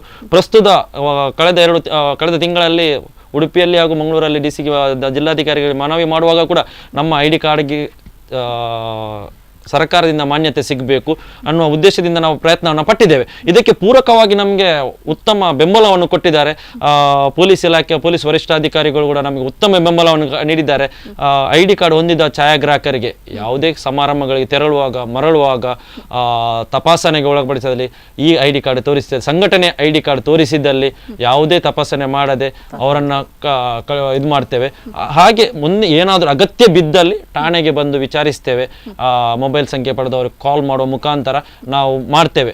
ಅದಲ್ಲದೆ ನಾವು ಪ್ರತಿ ವಲಯಗಳಲ್ಲಿ, ಪ್ರತಿ ತಾಲೂಕು ತಹಶೀಲ್ದಾರಲ್ಲಿ ಮಾತಾಡಿದಾಗ, ಪ್ರಸ್ತುತ ಈಗ ಚುನಾವಣೆ ಹತ್ರ ಬರ್ತಾ ಇದೆ, ನಾವು ತಹಶೀಲ್ದಾರ್ಗಳಿಗೆ ಮನವಿ ಮಾಡಿದಾಗ ಆ ಚುನಾವಣೆಯ ಪ್ರಕ್ರಿಯೆಗಳ, ಈಗ ಪ್ರತಿ ಚುನಾವಣೆಯಲ್ಲಿ ಒಂದೊಂದು ತಾಲೂಕಿಗೆ ಇಷ್ಟಿಷ್ಟು ಛಾಯಾಗ್ರಾಹಕರು, ವಿಡಿಯೋಗ್ರಾಫರ್ಗಳು ಬೇಕು, ಚುನಾವಣೆ ಯಾವುದೇ ತೊಂದರೆ ಇಲ್ಲದೆ ಸಾಂಗವಾಗಿ ನೆರವೇರಬೇಕನ್ನೋ ಉದ್ದೇಶದಿಂದ ಚುನಾವಣಾ ಆಯೋಗ ಏನು ನೀತಿ ಸಂಹಿತೆಯೊಂದಿಗೆ ಛಾಯಾಗ್ರಾಹಕರನ್ನು ಬೇಕಂತ ಹೇಳಿದೆ, ಅದನ್ನು ಕೂಡ ನಾವು ಸಂಘಟನೆ ಸದಸ್ಯರಿಗೆ ನೀಡಬೇಕೆನ್ನೋ ಮನವಿಯನ್ನ ಮಾಡಿದೆ. ಅದರಲ್ಲಿ ಕೊಡುವ ಬೆಲೆ ಮಾತ್ರ ಸ್ವಲ್ಪ ಕಡಿಮೆ ಇದೆ. ಅದರ ಬಗ್ಗೆ ಕೂಡ ನಾವು ಜಿಲ್ಲಾಧಿಕಾರಿಗಳನ್ನ ಭೇಟಿ ಮಾಡಿ ಜಾಸ್ತಿ ಮಾಡಬೇಕು. ಯಾಕೆಂದ್ರೆ ಸಾಮಾನ್ಯ ಕೆಲಸ ಮಾಡುವಾಗ, ಕೂಲಿ ವರ್ಗ ಕೆಲಸ ಮಾಡುವಾಗ ಕೊಡುವಂತ ಸಂಬಳ ಅಲ್ಲಿದೆ. ಯಾಕಂತ ಹೇಳಿದ್ರೆ ಬೆಳಿಗ್ಗೆಯಿಂದ ರಾತ್ರಿ 10 ಗಂಟೆ ತನಕ ವಿಡಿಯೋಗ್ರಾಫರ್ ಇದ್ದು ಬರೀ 1,200 ರೂಪಾಯಿಯಲ್ಲಿ ಕೆಲಸ ಮಾಡ್ಬೇಕಾದ್ರೆ ಅವರು 1.5 ಲಕ್ಷ, 2 ಲಕ್ಷ, 3 ಲಕ್ಷ ಕ್ಯಾಮರಾಕ್ಕೆ ಇನ್ವೆಸ್ಟ್ ಮಾಡಿ ಇಡೀ ದಿವಸ ಅಲ್ಲಿ ಒಪ್ಪತ್ತು ಊಟಕ್ಕೂ ಕೊಡುವುದಿಲ್ಲ. ಅಲ್ಲಿ ಅದನ್ನು ಬಿಸಿಯಲ್ಲಿ ನಿಂತು ಅವನಿಗೆ 1,200 ಸಿಕ್ಕಿದ್ರೆ ಅವನಿಗೆ ಏನು ಮಾಡುದು? ಅವನು ಮಾಡಿದ ಇನ್ವೆಸ್ಟ್ಮೆಂಟ್ಗೆ ಏನು ಸಿಗ್ಬಹುದು? ಅವನ ಸಂಬಳ ಕೂಡ ಸಿಗುವುದಿಲ್ಲ. ಅದರ ಬಗ್ಗೆ ಕೂಡ ನಾವು ಜಿಲ್ಲಾಧಿಕಾರಿಗಳಲ್ಲಿ ಮನವಿಯನ್ನ ಮಾಡಲಿಕ್ಕೆ ಪ್ರಯತ್ನವನ್ನು ಮಾಡ್ತಾ ಇದ್ದೇವೆ. ಅದನ್ನ ಈಡೇರಿಸಬಹುದಂತ ನಮ್ಮ ಭರವಸೆ ಇದೆ. ಈಗ ಫೋಟೋಗ್ರಫಿ ವಿಷಯಕ್ಕೆ ಬಂದ್ರೆ ಬಹಳಷ್ಟು ಗಣ್ಯ ವ್ಯಕ್ತಿಗಳು ಕೂಡ ಈ ಒಂದು ಫೀಲ್ಡ್ ಅಲ್ಲಿ ಇರ್ತಾರೆ. ಬಹುಶಃ ನೋಡೋದಾದ್ರೆ ಡಾಕ್ಟರ್ ವೀರೇಂದ್ರ ಹೆಗಡೆ ಅವರು ಇರ್ಬೋದು, ಅವರು ಕೂಡ ಒಂದು ಹವ್ಯಾಸಿ ಫೋಟೋಗ್ರಾಫರ್. ಹಾಗೆ ನಮ್ಮ MLC ಆದಂತಹ ಕೋಟಾ ಶ್ರೀನಿವಾಸ್ ಪೂಜಾರಿ ಕೂಡ ಒಂದು ಈ ಒಂದು ಛಾಯಾಗ್ರಹಣದಿಂದಲೇ ರಾಜಕೀಯಕ್ಕೆ ಪ್ರವೇಶಿಸಿರುವಂತದ್ದು. ಆದ್ರೆ ಛಾಯಾಗ್ರಾಹಕರು ಪ್ರತಿ ಬಾರಿ ದೂರನ್ನು ನೀಡ್ತಾರೆ. ಏನು ಕೋಟಾ ಶ್ರೀನಿವಾಸ್ ಪೂಜಾರಿಯವರು ಒಬ್ರು ಸ್ವತಃ ಛಾಯಾಗ್ರಾಹಕರಾಗಿದ್ದುಕೊಂಡು ನಮ್ಮ ಒಂದು ಅಸೋಸಿಯೇಷನ್ಗೆ ಯಾವುದೇ ರೀತಿಯಾದಂತಹ ಒಂದು ಬೆಂಬಲವನ್ನ ನೀಡಲಿಲ್ಲ ಅನ್ನುವಂಥದ್ದು, ಇದು ಎಷ್ಟು ಮಟ್ಟಿಗೆ ಸತ್ಯ? ಖಂಡಿತ ಇದರ ಬಗ್ಗೆ ನಮಗೂ ಸ್ವಲ್ಪ ಬೇಸರ ಇದೆ. ಕಳೆದ ಬಾರಿ ರಾಜ್ಯ ಮಟ್ಟದ ಇದು ಮಾಡುವಾಗಲೂ ಕೂಡ ಅಲ್ಲಿ ನಾವು ಮನವಿಯನ್ನು ಸಲ್ಲಿಸಿದೆವು. ಅದ ನಂತರಗಳ ತುಂಬಾ ಬಾರಿ ನಮ್ಮ ಜಿಲ್ಲಾ ಮಹಾಸಭೆಗಳಲ್ಲಿ ಕೂಡ ಅವರನ್ನು ಕರೆದು ಇದರ ಬಗ್ಗೆ ಛಾಯಾಗ್ರಾಹಕರ ಸಮಸ್ಯೆಗಳ ಬಗ್ಗೆ ನಾವು ಅವರಲ್ಲಿ ಚರ್ಚಿಸಿದ್ದೆವು. ಆದರೆ ನಮಗೆ ಉತ್ತಮ ಅವರನ್ನ ಪೂರಕವಾದ ಸ್ಪಂದನೆ ನಮಗೆ ಸಿಕ್ಕಿರಲಿಲ್ಲ. ಆದರೆ ಪೂಜ್ಯ ಕಾವಂದರಲ್ಲಿ ನಾವು ಯಾವಾಗಲೂ ಹೋದಾಗ ಪ್ರತಿಯೊಂದು ಬಾರಿ ಅವರೊಬ್ಬ ಅಪ್ರತಿಮ ಛಾಯಾಗ್ರಾಹಕರು. ಹೌದು. ಖಂಡಿತವಾಗಿ ಅವರಲ್ಲಿರುವ ಅವರು ತೆಗೆದ ಛಾಯಾಗ್ರಾಹಕರು ಪ್ರತಿಯೊಂದು ಬಾರಿ ಹೋದಾಗ ನಮಗೆ ತೋರಿಸ್ತಾರೆ. ಮಾತ್ರವಲ್ಲ, ಛಾಯಾಗ್ರಾಹಕರಿಗೆ ಆಗ ಸಮಸ್ಯೆಗಳ ಬಗ್ಗೆ ಎಷ್ಟು ಬ್ಯುಸಿ ಇದ್ರು ಕೂಡ, ಎಷ್ಟು ಕೆಲಸದ ಒತ್ತಡ ಇದ್ರೂ ಕೂಡ 5 ರಿಂದ 10 ನಿಮಿಷ ನಮ್ಮೊಂದಿಗೆ ಸ್ಪಂದಿಸಿದ್ದಾರೆ. ಅದರ ಬಳಿ ಛಾಯಾಗ್ರಾಹಕರಿಗೆ ಸಮಸ್ಯೆಗಳ ಬಗ್ಗೆ ನೀವು ಇನ್ನೇನು ಪ್ರಿಕಾಷನ್ಸ್ಗಳು ತಗೊಳ್ಬೇಕು ಅದರ ಬಗ್ಗೆ ಅವರು ಮಾರ್ಗದರ್ಶನವನ್ನು ನೀಡ್ತಾರೆ. ನಿನ್ನೆ ಕೂಡ ನಮಗೆ ಇದರ ಬಗ್ಗೆ ತುಂಬಾ, ನಮ್ಮ ಛಾಯಾ ಸುರಕ್ಷಾ ನಿಧಿಯ ಬಗ್ಗೆ ತುಂಬಾ ಒಳ್ಳೆಯ ಒಂದು ಮಾತುಗಳನ್ನು ಹೇಳಿದ್ರು. ಯಾಕೆಂತ ಹೇಳಿದ್ರೆ ಅವರು ಎಲ್ಲಿಯವರೆಗೆ ಅಂತ ಹೇಳಿದ್ರೆ ಛಾಯಾಗ್ರಾಹಕರ ಸಮಸ್ಯೆಗಳು ಎಷ್ಟು ಇದೆ ಅಂತ ಹೇಳಿದ್ರೆ ಅದು ಹೇಳಿ ಪ್ರಯೋಜನ ಇಲ್ಲ. ಪ್ರತಿ ದಿವಸಗಳು ಅತ್ಯಂತ ಸಮಸ್ಯೆಗಳನ್ನು ಅನುಭವಿಸುವಂತ ಒಬ್ಬ ಇದ್ರೆ ಅಂತೇಳಿ ಅವ ಛಾಯಾಗ್ರಾಹಕ ಮಾತ್ರ. ಅವನಿಗಾಗಿ ನೀವು ಈ ಸುರಕ್ಷಾ ನಿಧಿಯನ್ನ ಮಾಡಿ ತುಂಬಾ ಒಳ್ಳೇದಾಗಲಿ, ಇದರಿಂದ ಎಲ್ರಿಗೂ ಉಪಯೋಗ ಸಿಗದಂತೆ ಆಗಲಿ. ಅವರ ಉದ್ದೇಶ ಏನಂತ ಹೇಳಿದ್ರೆ ಯಾವ ಛಾಯಾಗ್ರಾಹಕರಿಗೂ ಯಾವುದೇ ತೊಂದರೆಗಳಾಗಬಾರ್ದು, ಯಾವುದೇ ಅಪಘಾತಗಳು ಆಗಬಾರ್ದು ಎಂದು ನಾನು ಮಂಜುನಾಥ ಸ್ವಾಮಿಯಲ್ಲಿ ಪ್ರಾರ್ಥನೆಯನ್ನ ಮಾಡ್ತಾನೆ ಎನ್ನುವ ಮಾತನ್ನು ಹೇಳುವುದರ ಮೂಲಕ ಛಾಯಾಗ್ರಾಹಕನಿಗೆ ಸುರಕ್ಷೆ ಎಷ್ಟು ಅಗತ್ಯ ಇದೆ. ಮಳೆಗಾಲ ನಾವು ಕೊಡೆಯನ್ನು ಹೇಗೆ ಉಪಯೋಗಿಸ್ತೀವ, ಅದು ಉಪಯೋಗ ಇಲ್ಲದೆ ಮೂಲೆಗೆ ಹಾಕ್ತೇವ, ಅದೇ ರೀತಿ ಎಲ್ಲ ಛಾಯಾಗ್ರಾಹಕರು ಇದೇ ರೀತಿ ಛಾಯಾ ಸುರಕ್ಷಾದ ಸದಸ್ಯರಾಗಿ ಈ ಒಂದು ಕೊಡೆಯ ಹಾಗೆ ಒಮ್ಮೆ ಮಾಡಿ ನಿಮ್ಮ ಮೂಲೆಯಲ್ಲಿ ಹಾಕಿಬಿಡಿ. ನಿಮಗೆ ಅದನ್ನು ರಕ್ಷಿಸುವಾಗ ನಿಮಗೆ ಬೇಕಾದ ಅದು ನಿಮಗೆ ರಕ್ಷಣೆ ಕೊಡ್ತದೆ ಎನ್ನುವ ಮಾತನ್ನ ಎಲ್ಲಾ ಛಾಯಾಗ್ರಾಹಕರಿಗೆ ಅವರು ಹೇಳಿದ್ದಾರೆ. ತುಂಬಾ ಸಂತೋಷ ಆಗ್ತಾ ಇದ್ದಾರೆ. ಅವರು ಪೂಜಾ ಕಾವಂದ್ ನಮಗೆ ಛಾಯಾಗ್ರಾಹಕರಿಗೆ, ನಮ್ಮ ಸಂಘಟನೆಗೆ ಆಗಿರ್ಬೋದು, ರಜತ ಸಂಭ್ರಮ ಆಗಿರ್ಬೋದು, ನಮ್ಮ ಜಿಲ್ಲಾ ಸಮಿತಿಯ ಛಾಯಾಭವನ ಉದ್ಘಾಟನೆಯನ್ನು ಕೂಡ ಪೂಜಾ ಕಾವಂದ್ರೆ ಮಾಡಿದ್ದು. ತದನಂತರ ನಾವು ಬೆಳ್ತಂಗಡಿ ವಲಯದಲ್ಲಿ ಒಂದು ಛಾಯಾಭವನವನ್ನು ನಿರ್ಮಿಸಿದ್ದೇವೆ. ಬಹುಶಃ ರಾಜ್ಯದಲ್ಲೇ ಅದು ಪ್ರಥಮ. ಮತ್ತು ದಕ್ಷಿಣ ಕನ್ನಡ ಉಡುಪಿ ಜಿಲ್ಲೆ ಸೌತ್ ಕೆನರಾ ಫೋಟೋಗ್ರಾಫರ್ಸ್ ಅಸೋಸಿಯೇಷನ್ ಅಲ್ಲಿ 14 ವಲಯಗಳಲ್ಲಿ ಕೂಡ ಬೆಳ್ತಂಗಡಿಯಲ್ಲಿ ಛಾಯಾಭವನ ನಿರ್ಮಾಣ ಮಾಡಿದ್ದು ಪ್ರಥಮ. ಅದಕ್ಕೂ ಕೂಡ ಅವರು ಸುಮಾರು 2 ಲಕ್ಷ ರೂಪಾಯಿ ದೇಣಿಗೆಯನ್ನು ಕೂಡ ನಮಗೆ ನೀಡಿದ್ದಾರೆ. ಮತ್ತು ಸಂಪೂರ್ಣ ಸಹಕಾರ ಪ್ರತಿ ವರ್ಷ ನಮಗೆ ಅವರು ಅವರ ಪಟ್ಟಾಭಿಷೇಕ ವರದಿದ ಸಂದರ್ಭದಲ್ಲಿ ಅವರಿಗೆ ನಾವು ಅಭಿನಂದನೆ ನೀಡುವಾಗ ಪ್ರತಿಯೊಂದು ಛಾಯಾಗ್ರಾಹಕರ ಸಮಸ್ಯೆ ಬಗ್ಗೆ ನಮ್ಮಲ್ಲಿ ಕೂಲಂಕುಷವಾಗಿ ಚರ್ಚೆ ಮಾಡಿ ನಮಗೆ ಮಾರ್ಗದರ್ಶನವನ್ನು ನೀಡ್ತಾರೆ. ಅಂತ ಒಬ್ಬರು ನಮ್ಮ ಜಿಲ್ಲೆಯಲ್ಲಿ ಇದ್ದಾರೆ ಎಂಬುದೇ ನಮಗೆ ಹೆಮ್ಮೆ ವಿಚಾರ ಆಗ್ತದೆ. ಎಸ್, ಈಗ ಫೋಟೋಗ್ರಾಫರ್ಸ್ ವಿಷಯಕ್ಕೆ ಬಂದ್ರೆ ನಿಮ್ಮಲ್ಲಿ ಬೆಲೆ ಅನ್ನುವಂತಹದ್ದು ಇನ್ನು ಹೆಚ್ಚು ಕಡಿಮೆ ಇರ್ತದೆ. ಈ ಸ್ಟುಡಿಯೋದಿಂದ ಆ ಸ್ಟುಡಿಯೋಗೆ ಏರಿಳಿತಗಳಿರುತ್ತೆ. ಸೊ ಅಸೋಸಿಯೇಷನ್ ಇಂದ ಒಂದು ಪ್ರೈಸ್ ಅನ್ನುವಂಥದ್ದು ನಿರ್ಧಾರ ಆಗಿಲ್ವಾ ಇನ್ನುವರೆಗೂ? ಇಷ್ಟೇ ಅನ್ನುವಂಥದ್ದು ಫಿಕ್ಸ್ ಮಾಡಬೇಕು ಅನ್ನುವಂಥದ್ದು. ಸೊ ಬೆಲೆಯಲ್ಲಿ ಯಾಕೆ ಈ ರೀತಿಯಾದಂತಹ ತಾರತಮ್ಯಗಳಾಗ್ತಾ ಇದೆ? ಇಲ್ಲ, ಬಹುಶಃ ಇದೊಂದು ತಪ್ಪು ಅಭಿಪ್ರಾಯ ಅಂತ ಹೇಳ್ಬೋದು.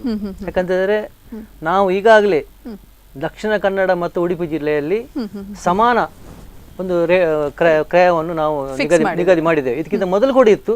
ಆದರೆ ಈ ಸಲ ಬಹಳ ಅದು ಈ ಬಗ್ಗೆ ಸ್ಟ್ರಿಕ್ಟ್ ಆಗಿ ನಾವು ಇದಕ್ಕೆ ಆಕ್ಷನ್ ತಗೊಳ್ತಿದ್ದೇವೆ. ಪ್ರತಿ ವಲಯಗಳಿಗೆ ಹೋಗಿ ಅಲ್ಲಿ ಎಲ್ಲ ಸದಸ್ಯರುಗಳನ್ನ ಕರ್ಕೊಂಡು ಬಂದು ಅವರಿಗೆ ರೇಟ್ ಲಿಸ್ಟ್ ಅನ್ನು ಕೊಟ್ಟು, ವಲಯ ಅಧ್ಯಕ್ಷರುಗಳ ಮೂಲಕ ರೇಟ್ ಲಿಸ್ಟ್ ಅನ್ನು ಕೊಟ್ಟು ಆ ಒಂದು ಸಮಾನ ರೀತಿಯ ರೇಟ್ ಅನ್ನು ಕೊಟ್ಟು, ಈ ಬಗ್ಗೆ ಬಹುಶಃ ಎಲ್ಲಿಯೂ ದಕ್ಷಿಣ ಕನ್ನಡ ಜಿಲ್ಲೆಯಲ್ಲಿ ಎಲ್ಲಿ ಕೂಡ ಇಂಥ ಕಾಂಪಿಟಿಷನ್ ಇರ್ಲಿಕ್ಕಿಲ್ಲ ಅಂತಲೇ ನನ್ನ ಭಾವನೆ. ನಮ್ಮ ಸದಸ್ಯರು ಖಂಡಿತವಾಗಿ ನಾವು ಕೊಟ್ಟಂತ ಇದನ್ನು ನಾವು ಮಾಡ್ತಾ ಇದ್ದೇವೆ. ಯಾಕಂದ್ರೆ ನಮ್ಮ ಅಸೋಸಿಯೇಷನ್ ಅಂತ ಹೇಳಿದ್ರೆ ಒಗ್ಗಟ್ಟು. ಈ ಒಗ್ಗಟ್ಟು ಇರ್ಬೇಕಂತ ಹೇಳಿದ್ರೆ ನಮ್ಮೊಳಗೆ ಮೊದಲು ಬೆಲೆ ಬೇಕು. ಅದಕ್ಕಾಗಿ ನಾವು ಈ ರೀತಿಯನ್ನ ಮೊದಲು ಇದನ್ನು ತಯಾರು ಮಾಡಿದ್ದೇವೆ. ಇದಕ್ಕೆ ಎಲ್ಲರೂ ಒಪ್ಪಿದ್ದಾರೆ. ಈಗ ಕೂಡ ಅದೇ ಏನು ಕಾಂಪಿಟಿಷನ್ ಇಲ್ಲ, ಕಾಂಪಿಟೇಷನ್ಸ್ ಇಲ್ಲ. ಸೊ ಒಂದೇ ರೀತಿಯಾದಂತಹ ಬೆಲೆಯನ್ನು ನೀಡಿ ಖಂಡಿತ ಉಂಟು ಈಗ. ಎಸ್, ನಿಮ್ಮಲ್ಲಿ ಏನು ಅಸೋಸಿಯೇಷನ್ ಇಂದ ಒಂದು ಅಕಾಡೆಮಿ ಆಗ್ಬೇಕು ಅನ್ನುವಂತಹ ಬೇಡಿಕೆ ಇದೆ. ಸೊ ಇದು ಯಾವ ರೀತಿಯಾದಂತಹ ಬೇಡಿಕೆ? ನಾವು ಛಾಯಾಗ್ರಾಹಕರ ಒಳಿತಿಗೋಸ್ಕರ, ಛಾಯಾಗ್ರಹಣ ಉಳಿಸುವುದಕ್ಕೋಸ್ಕರ, ಛಾಯಾ ವೃತ್ತಿ ಅನ್ನು ಮಾಡ್ತಾ ಇರುವ ಛಾಯಾಗ್ರಾಹಕರನ್ನ ಬದುಕಿಸುವುದಕ್ಕೋಸ್ಕರ ರಾಜ್ಯ ಸರ್ಕಾರದಿಂದ ಅಕಾಡೆಮಿ ಆಗಬೇಕು ಅಂತ ನಾವು ಹಲವು ವರ್ಷಗಳಿಂದ ನಮ್ಮ ಬೇಡಿಕೆಯನ್ನ ಮಾಡ್ತಾ ಇದ್ದೇವೆ. VS ಆಚಾರ್ಯರು ಒಂದು ಹಂತಕ್ಕೆ ಬಂದಿದ್ರು, ಅದರ ಬಗ್ಗೆ ಪ್ರಕ್ರಿಯೆಗಳು ಆರಂಭವಾಗಿದ್ದವು. ಆದರೆ ನಮ್ಮ ದುರದೃಷ್ಟ ಅವರ ಅಕಾಲಿಕ ಮರಣದಿಂದಾಗಿ ಅದು ಅಲ್ಲಿಗೆ ಬಿದ್ದೋಯ್ತು. ಅದರ ನಂತರ ನಾವು ಪ್ರಯತ್ನ ಮಾಡ್ತಾ ಇದ್ದೇವೆ. ಪ್ರತಿ ಸರ್ಕಾರಗಳು ಬಂದಾಗ, ಯಾವುದೇ ರಾಜಕೀಯ ಪಕ್ಷಗಳಿಂದ ಬಂದ ಪ್ರತಿಯೊಂದು ಸರ್ಕಾರಗಳಿಂದ ನಾವು ಪ್ರಯತ್ನ ಮಾಡ್ತಾ ಇದೆ. ಆದರೆ ನಮ್ಗೆ ಯಾವುದೇ ರೀತಿಯ ಸರ್ಕಾರದಿಂದ ಸ್ಪಂದನೆ ಸಿಗ್ತಾ ಇಲ್ಲ. ನಾವು ಕೊಟ್ಟ ಬೇಡಿಕೆಗಳು, ನಾವು ಕೊಟ್ಟ ಮನವಿಗಳು ಕಸದ ಬುಟ್ಟಿಗೆ ಬೀಳ್ತೇವೆ ಹೊರತು ಯಾವುದೇ ಅದಕ್ಕೆ ಸ್ಪಂದನೆ ಸಿಗ್ತಾ ಇಲ್ಲ. ಈಗ ಮತ್ತೊಮ್ಮೆ ನಾವು ಪತ್ರ ಚಳವಳಿಯನ್ನ ಕೂಡ ಮಾಡಿದ್ದೆವು. ರಾಜ್ಯ ಸರ್ಕಾರದ ಗಮನ ಹರಿಸುವಲ್ಲಿ ಪತ್ರ ಚಳವಳಿಯನ್ನ ಮಾಡಿದ್ದೆವು. ಪತ್ರ ಚಳುವಳಿಕೆಯಾಗಿ ಪೂರಕವಾಗಿ ಎಲ್ರಿಗೂ ನಮಗೆ ಸರ್ಕಾರದಿಂದ ಪ್ರಸಾರ ಇಲಾಖೆಯ ಮುಖಾಂತರ ನಾವು ಮಾಡ್ತೇವೆ ಎನ್ನುವ ಆಶ್ವಾಸನೆ ಮಾತುಗಳು ಬಂದಿವೆ ಹೊರತು ಅದರ ಬಗ್ಗೆ ಯಾವುದೇ ಆಗಿಲ್ಲ. ಮುಂದಕ್ಕೆ ಕೂಡ ಈ ಪ್ರಯತ್ನ ಮುಂದುವರಿಸ್ತೇವೆ. ಮುಂದೆ ಯಾವ ಸರ್ಕಾರ ಬರ್ತದೆ ಆ ಸರ್ಕಾರದೊಂದಿಗೆ ಮತ್ತೊಮ್ಮೆ ನಮ್ಮ ಪ್ರಯತ್ನವನ್ನ ಈ ಅಕಾಡೆಮಿ ಆಗುವ ತನಕ ನಾವು ಪ್ರಯತ್ನ ಮಾಡ್ತೇವೆ. ಛಾಯಾಗ್ರಾಹಕರನ್ನು ಉಳಿಸುವಲ್ಲಿ ಬದುಕಿಸುವಲ್ಲಿ ನಮ್ಮ ಪ್ರಯತ್ನ ನಾವು ಮಾಡ್ತೇವೆ. ಈ ಪ್ರಯತ್ನವನ್ನ ನಮ್ಮ ಸಂಘಟನೆ ಮತ್ತು ರಾಜ್ಯ ಸಂಘಟನೆಯೊಂದಿಗೆ ಸೇರಿಕೊಂಡು ನಾವು ಮಾಡ್ತಾ ಇದ್ದೇವೆ. ಛಾಯಾಗ್ರಾಹಕರಿಗೆ ಬಹಳಷ್ಟು ಸಮಸ್ಯೆಗಳಿದೆ. ಸೊ ಈ ಛಾಯಾಗ್ರಹಣ ಅನ್ನುವಂತಹ ವೃತ್ತಿ ಇದೆ ಅಲ್ಲ, ಬಹಳಷ್ಟು ಸಮಸ್ಯೆಗಳಿಂದ ಕೂಡಿದೆ. ಈಗಾಗಲೇ ಹೇಳಿದಂತೆ ಮೊಬೈಲ್ನಲ್ಲಿ ಕ್ಯಾಮ್ರಾ ಫೋನ್ಗಳು ಬಂದ ನಂತರ ಯಾವ ರೀತಿ ಪ್ರಾಬ್ಲಮ್ಸ್ ಆಗ್ತಾ ಇದೆ ಫೋಟೋಗ್ರಾಫರ್ಸಿಗೆ ಅನ್ನುವಂಥದ್ದು, ಹಾಗೆ ಅಕಾಡೆಮಿ ಆಗುವಂತಹ ಒಂದು ಬೇಡಿಕೆ ಯಾವ ರೀತಿ ಮೂಲೆ ಗುಂಪಾಗಿ ಸೇರ್ಕೊಂಡಿದೆ ಅನ್ನುವಂಥದ್ರ ಕುರಿತು ಹೇಳಿದ್ರೆ ಇನ್ನಷ್ಟು ಗಂಭೀರ ಸಮಸ್ಯೆಗಳ ಕುರಿತು ಚರ್ಚೆನ ಮಾಡೋಣ. ಅದಕ್ಕೂ ಮುಂಚೆ ಪುಟ್ಟು ವಿರಾಮ.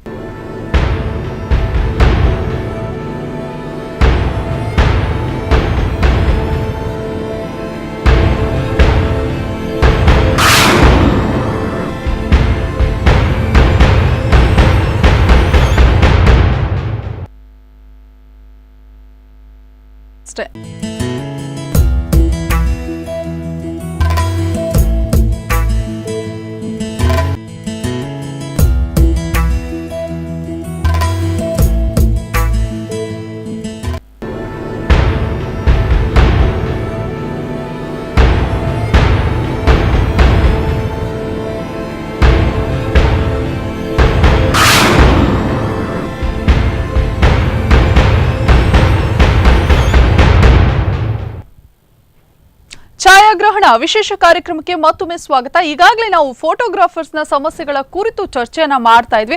ಹಾಗೆ ಅವರಲ್ಲಿರುವಂತಹ ಪ್ರತಿಭೆಗಳನ್ನ ಗುರುತಿಸುವಲ್ಲಿ ಎಲ್ಲೋ ಒಂದು ಕಡೆ ಸರ್ಕಾರ ವಿಫಲವಾಗಿದೆ ಅನ್ನುವಂತಹ ಆರೋಪಗಳು ಕೂಡ ಕೇಳ್ಬರ್ತಾ ಇತ್ತು. ಈ ಬಗ್ಗೆ ಮಾತನಾಡಲು ನಮ್ಮ ಜೊತೆ ಇದ್ದಾರೆ ದಯಾನಂದ್ ಬಂಟ್ವಾಳ ಹಾಗೂ ವಿಲ್ಸನ್ ಅವರು. ವಿಲ್ಸನ್ ಅವರೇ, ಬಹಳಷ್ಟು ಪ್ರತಿಭೆಗಳು ನಿಮ್ಮಲ್ಲಿದೆ, ಆದ್ರೆ ಅವರನ್ನ ಗುರುತಿಸುವಂತಹ ಪ್ರಯತ್ನ ಸರ್ಕಾರ ಮಾಡ್ತಾ ಇಲ್ಲ. ಈಗಾಗಲೇ ನೀವು ಹೇಳಿದಾಗೆ ಕರ್ನಾಟಕ ರಾಜ್ಯೋತ್ಸವ ಪ್ರಶಸ್ತಿ ಆಗಿರ್ಬೋದು, ಸರ್ಕಾರದಿಂದ ಮಾನ್ಯತೆ ಪಡೆದಂತಹ ಯಾವುದೇ ಒಂದು ಪ್ರಶಸ್ತಿಗಳನ್ನ ನೀಡ್ತಾ ಇಲ್ಲ. ಸೊ ಈ ಬಗ್ಗೆ ಏನ್ ಹೇಳ್ತೀರಾ? ಫೋಟೋಗ್ರಫಿ ಅನ್ನುವಂಥದ್ದು ಬಹಳಷ್ಟು ಹಿಂದಿನ ಏನು ಒಂದು ಅದಕ್ಕೆ ಆದಂತಹ ಹಿಸ್ಟ್ರಿ ಇದೆ, ಬಹಳಷ್ಟು ಪುರಾತನವಾದಂತಹದ್ದು. ಸೊ ಇಷ್ಟೊಂದು ವರ್ಷಗಳಾದ್ರೂ ಕೂಡ ಈ ಒಂದು ವೃತ್ತಿಗೆ ಇನ್ನೂ ಕೂಡ ಸರ್ಕಾರದಿಂದ ಮಾನ್ಯತೆ ಸಿಕ್ಕಿಲ್ಲ. ಬಹುಶಃ ಈ ಬಗ್ಗೆ ಒತ್ತಾಯಗಳು, ಬೇಡಿಕೆಗಳು ಅನ್ನುವಂಥದ್ದು ಕಡಿಮೆ ಆಗ್ತಾ ಇದೆಯಾ, ಅಥವಾ ಮಾಡಿದ್ರೂ ಕೂಡ ಯಾರು ಕೂಡ ಗಮನ ಕೊಡ್ತಾ ಇಲ್ವಾ ಅನ್ನುವಂಥದ್ದು? ಖಂಡಿತ ಬೇಡಿಕೆಗಳು, ಮನವಿಗಳು ಕಡಿಮೆ ಆಗ್ತಾ ಇಲ್ಲ, ಆದ್ರೆ ಇದರ ಬಗ್ಗೆ ಗಮನ ಕೊಡುವುದು ಮಾತ್ರ ಕಡಿಮೆ ಆಗ್ತಾ ಇದೆ. ಖಂಡಿತ. ಯಾಕೆಂತ ಹೇಳಿದ್ರೆ ಪ್ರತಿ ವರ್ಷ ನಾವು ಕೇಳ್ತಾ ಇದ್ದೇವೆ, ನಮ್ಮೊಬ್ಬ ಛಾಯಾಗ್ರಾಹಕರಿಗೆ ರಾಜ್ಯೋತ್ಸವ ಪ್ರಶಸ್ತಿ ನೀಡಿ ಅಥವಾ ಸರ್ಕಾರದಿಂದ ಇರುವ ಯಾವುದೇ ಒಂದು ಪ್ರಶಸ್ತಿಯನ್ನ ನೀಡಿ. ಯಾಕೆಂದ್ರೆ ವಿಶಿಷ್ಟ ಸಾಧನೆಗಳು ಮಾಡಿದಂತಹ ಛಾಯಾಗ್ರಾಹಕರಿದ್ದಾರೆ ನಮ್ಮ ರಾಜ್ಯದಲ್ಲಿ, ನಮ್ಮ ದಕ್ಷಿಣ ಕನ್ನಡ ಜಿಲ್ಲೆ, ಉಡುಪಿ ಜಿಲ್ಲೆಯಲ್ಲಿ. ಆದ್ರೆ ಯಾರು ಅದರ ಬಗ್ಗೆ ಗಮನ ಹರಿಸ್ತಾ ಇಲ್ಲ. ಈಗಾಗಲೇ ಮೊನ್ನೆ ನಾವು ಮಂಗಳೂರು ಜಿಲ್ಲಾಧಿಕಾರಿಗಳಿಗೆ ಮನವಿ ಮಾಡಿದಾಗ ಅವರೊಂದು ಮಾತನ್ನ, ಇದಕ್ಕೆ ಪೂರಕವಾಗಿ ಒಂದು ಮಾತನ್ನು ಹೇಳಿದ್ರು. ಖಂಡಿತವಾಗಿಯೂ ಮುಂದಿನ ರಾಜ್ಯೋತ್ಸವ ಪ್ರಶಸ್ತಿಯಲ್ಲಿ ನಿಮ್ಮ ಒಂದು ವಿಚಾರವನ್ನ ನಾನು ಗಮನದಲ್ಲಿಟ್ಟಿಟ್ಕೊಂಡಿರ್ತೇನೆ, ನಾನು ಇದ್ರೆ ಖಂಡಿತ ಇದರ ಬಗ್ಗೆ ನಾನು ಪ್ರಯತ್ನವನ್ನ ಮಾಡ್ತೇನೆ ಎನ್ನುವ ಮಾತನ್ನು ಹೇಳಿದೆ. ಅದೊಂದು ನಮಗೆ ಸ್ವಲ್ಪ ಸಮಾಧಾನಕರ ಅಂತ ಅನಿಸ್ತಾ ಇದೆ. ಅದರ ಬಗ್ಗೆ ಮತ್ತೊಮ್ಮೆ ನಾವು ಅವರೊಂದಿಗೆ ಮನವಿಯನ್ನ ಮಾಡ್ತೇವೆ. ಯಾಕೆಂತ ಹೇಳಿದ್ರೆ ಭರವಸೆಗಳು, ಮನವಿಗಳು ಅವರು ಹೇಳುವಾಗ ಮಾತ್ರ ಮತ್ತೆ ಅದು ಕಾರ್ಯರೂಪಕ್ಕೆ ಬರ್ತಾ ಇಲ್ಲ. ಹಾಗಾಗಿ ಮತ್ತೊಮ್ಮೆ ನಾವು ಪ್ರಯತ್ನ ಮಾಡ್ತಾ ಇದ್ದೇವೆ. ಅದಕ್ಕೆ ಸರ್ಕಾರದಿಂದ ಆಗ್ಲಿ, ಸರ್ಕಾರಿ ಅಧಿಕಾರಿಗಳು ಸ್ಪಂದನೆ ನಿಟ್ಟಿನಲ್ಲಿ ಖಂಡಿತ ನಾವು ಅವರಿಗೆ ಸಂಪೂರ್ಣ ಬೆಂಬಲವನ್ನ ಕೊಡ್ತೇವೆ. ಮಗದೊಮ್ಮೆ ನಾವು ಹೇಳ್ತಾ ಇದ್ದೇವೆ, ನಮ್ಮ ಸಂಘಟನೆಯಲ್ಲಿ ಇರುವ ವಿಶಿಷ್ಟ ಸಾಧನೆ ಮಾಡಿದ ಛಾಯಾಗ್ರಾಹಕರು, ಅವರ ಹೆಸರು ಹೇಳ್ಬೇಕಂತಿಲ್ಲ, ಪ್ರತಿಯೊಂದು ಪತ್ರಿಕೆಯಲ್ಲಿ ಬರುವ ಮಾಧ್ಯಮದಲ್ಲಿ ಅವರ ಬಗ್ಗೆ ವಿಚಾರಗಳು ಬರ್ತಾ ಇವೆ. ಅಂತ ಛಾಯಾಗ್ರಾಹಕರು, ನಮ್ಮ ಸಂಘಟನೆಯಲ್ಲಿ ಇದ್ದ ಛಾಯಾಗ್ರಾಹಕರನ್ನ ವರ್ಷಕ್ಕೊಬ್ಬರಂತೆ ಉಡುಪಿ ಜಿಲ್ಲೆಯಲ್ಲಿ ಒಬ್ಬರನ್ನು, ದಕ್ಷಿಣ ಕನ್ನಡ ಜಿಲ್ಲೆಯ ಒಬ್ಬರನ್ನ ರಾಜ್ಯೋತ್ಸವ ಪ್ರಶಸ್ತಿ ನೀಡಿ ಗೌರವಿಸಬೇಕೆಂಬುದು ನಮ್ಮ ದೊಡ್ಡ ಮಹತ್ವದ ಬೇಡಿಕೆ. ಅದನ್ನ ಈಡೇರಿಸುವಂತೆ ನಾವು ಮಗದೊಮ್ಮೆ ನಾವು ಮನವಿಯನ್ನ ಮಾಡ್ತೇವೆ, ಮನವಿಗಳು ಮಾಡ್ತಾ ಇದ್ದೇವೆ. ಆದರೆ ಸ್ಪಂದನೆ ಸಿಗುವುದು ಮಾತ್ರ ಕಡಿಮೆ ಆಗ್ತಿದೆ. ದಯಾನಂದ್ ಅವರೇ, ಈಗ ರಾಜ್ಯೋತ್ಸವ ಪ್ರಶಸ್ತಿ ಅನ್ನುವಂಥದ್ದು ಅಥವಾ ಸರ್ಕಾರಕ್ಕೆ ಸಂಬಂಧಪಟ್ಟಂತ ಯಾವುದೇ ರೀತಿಯಾದಂತಹ ಮಾನ್ಯತೆಗಳು ಕೊಡ್ತಾ ಇಲ್ಲ. ಆದ್ರೆ ನಿಮ್ಮ ಅಸೋಸಿಯೇಷನ್ ಇಂದ ಯಾವ್ದಾದ್ರು ಪ್ರಶಸ್ತಿಗಳು ಅಥವಾ ಈ ರೀತಿಯಾದಂತಹ ಪ್ರತಿಭಾನ್ವಿತ ಛಾಯಾಗ್ರಾಹಕರಿಗೆ ಏನಾದ್ರೂ ಗೌರವಗಳನ್ನ ನೀಡುವಂಥದ್ದು ಏನಾದ್ರು ಮಾಡ್ತಾ ಇದ್ದೀರಾ? ಇದೆ. ನಮ್ಮಲ್ಲಿ ಪ್ರತಿ ವರ್ಷ ನಾವೊಂದು ಜಿಲ್ಲಾ ಮಹಾಸಭೆ ಅಂತ ಮಾಡ್ತೇವೆ. ದಕ್ಷಿಣ ಕನ್ನಡ ಮತ್ತು ಉಡುಪಿ ಜಿಲ್ಲೆಯ ಎಲ್ಲ ಛಾಯಾಗ್ರಾಹಕರನ್ನು ಒಟ್ಟಿಗೂಡಿಸಿ ಒಂದು ಮಹಾಸಭೆ ಅಂತ ಮಾಡ್ತೇವೆ. ಆ ಸಮಯದಲ್ಲಿ ನಮ್ಮ 2 ಜಿಲ್ಲೆಯಲ್ಲಿರುತ್ತೆ ಹಿರಿಯ ಛಾಯಾಗ್ರಾಹಕರು, ಮುಖ್ಯವಾಗಿ ಹಿರಿಯರನ್ನು ನಾವು ಗೌರವಿಸುವಂಥದ್ದು. ಹಿರಿಯ ಛಾಯಾಗ್ರಾಹಕರನ್ನು ಒಂದಿಬ್ಬರನ್ನು ದಕ್ಷಿಣ ಕನ್ನಡದಿಂದ ಒಂದು, ಉಡುಪಿ ಜಿಲ್ಲೆಯಿಂದ ಒಂದು ಗೌರವಿಸ್ತೇವೆ. ಮತ್ತೆ ವಿಶಿಷ್ಟ ಸಾಧನೆ ಮಾಡಿದಂತಹ ಛಾಯಾಗ್ರಾಹಕರು ಆ ಒಂದು ಸಾಲಿನಲ್ಲಿ ಅಂತಾರಾಷ್ಟ್ರೀಯ ಪ್ರಶಸ್ತಿ ಆಗಲಿ, ರಾಷ್ಟ್ರೀಯ ಪ್ರಶಸ್ತಿ ಆಗಲಿ, ರಾಜ್ಯ ಪ್ರಶಸ್ತಿ, ಯಾವ ಪ್ರಶಸ್ತಿಯನ್ನು ಗಳಿಸಿದವರನ್ನ ಅವರನ್ನು ಹಾನರ್ ಮಾಡ್ತೇವೆ, ಅಲ್ಲಿ ಸನ್ಮಾನ ಮಾಡಿ ಅವರಿಗೆ ವಿಶೇಷ ಗೌರವವನ್ನು ಕೊಡ್ತೇವೆ.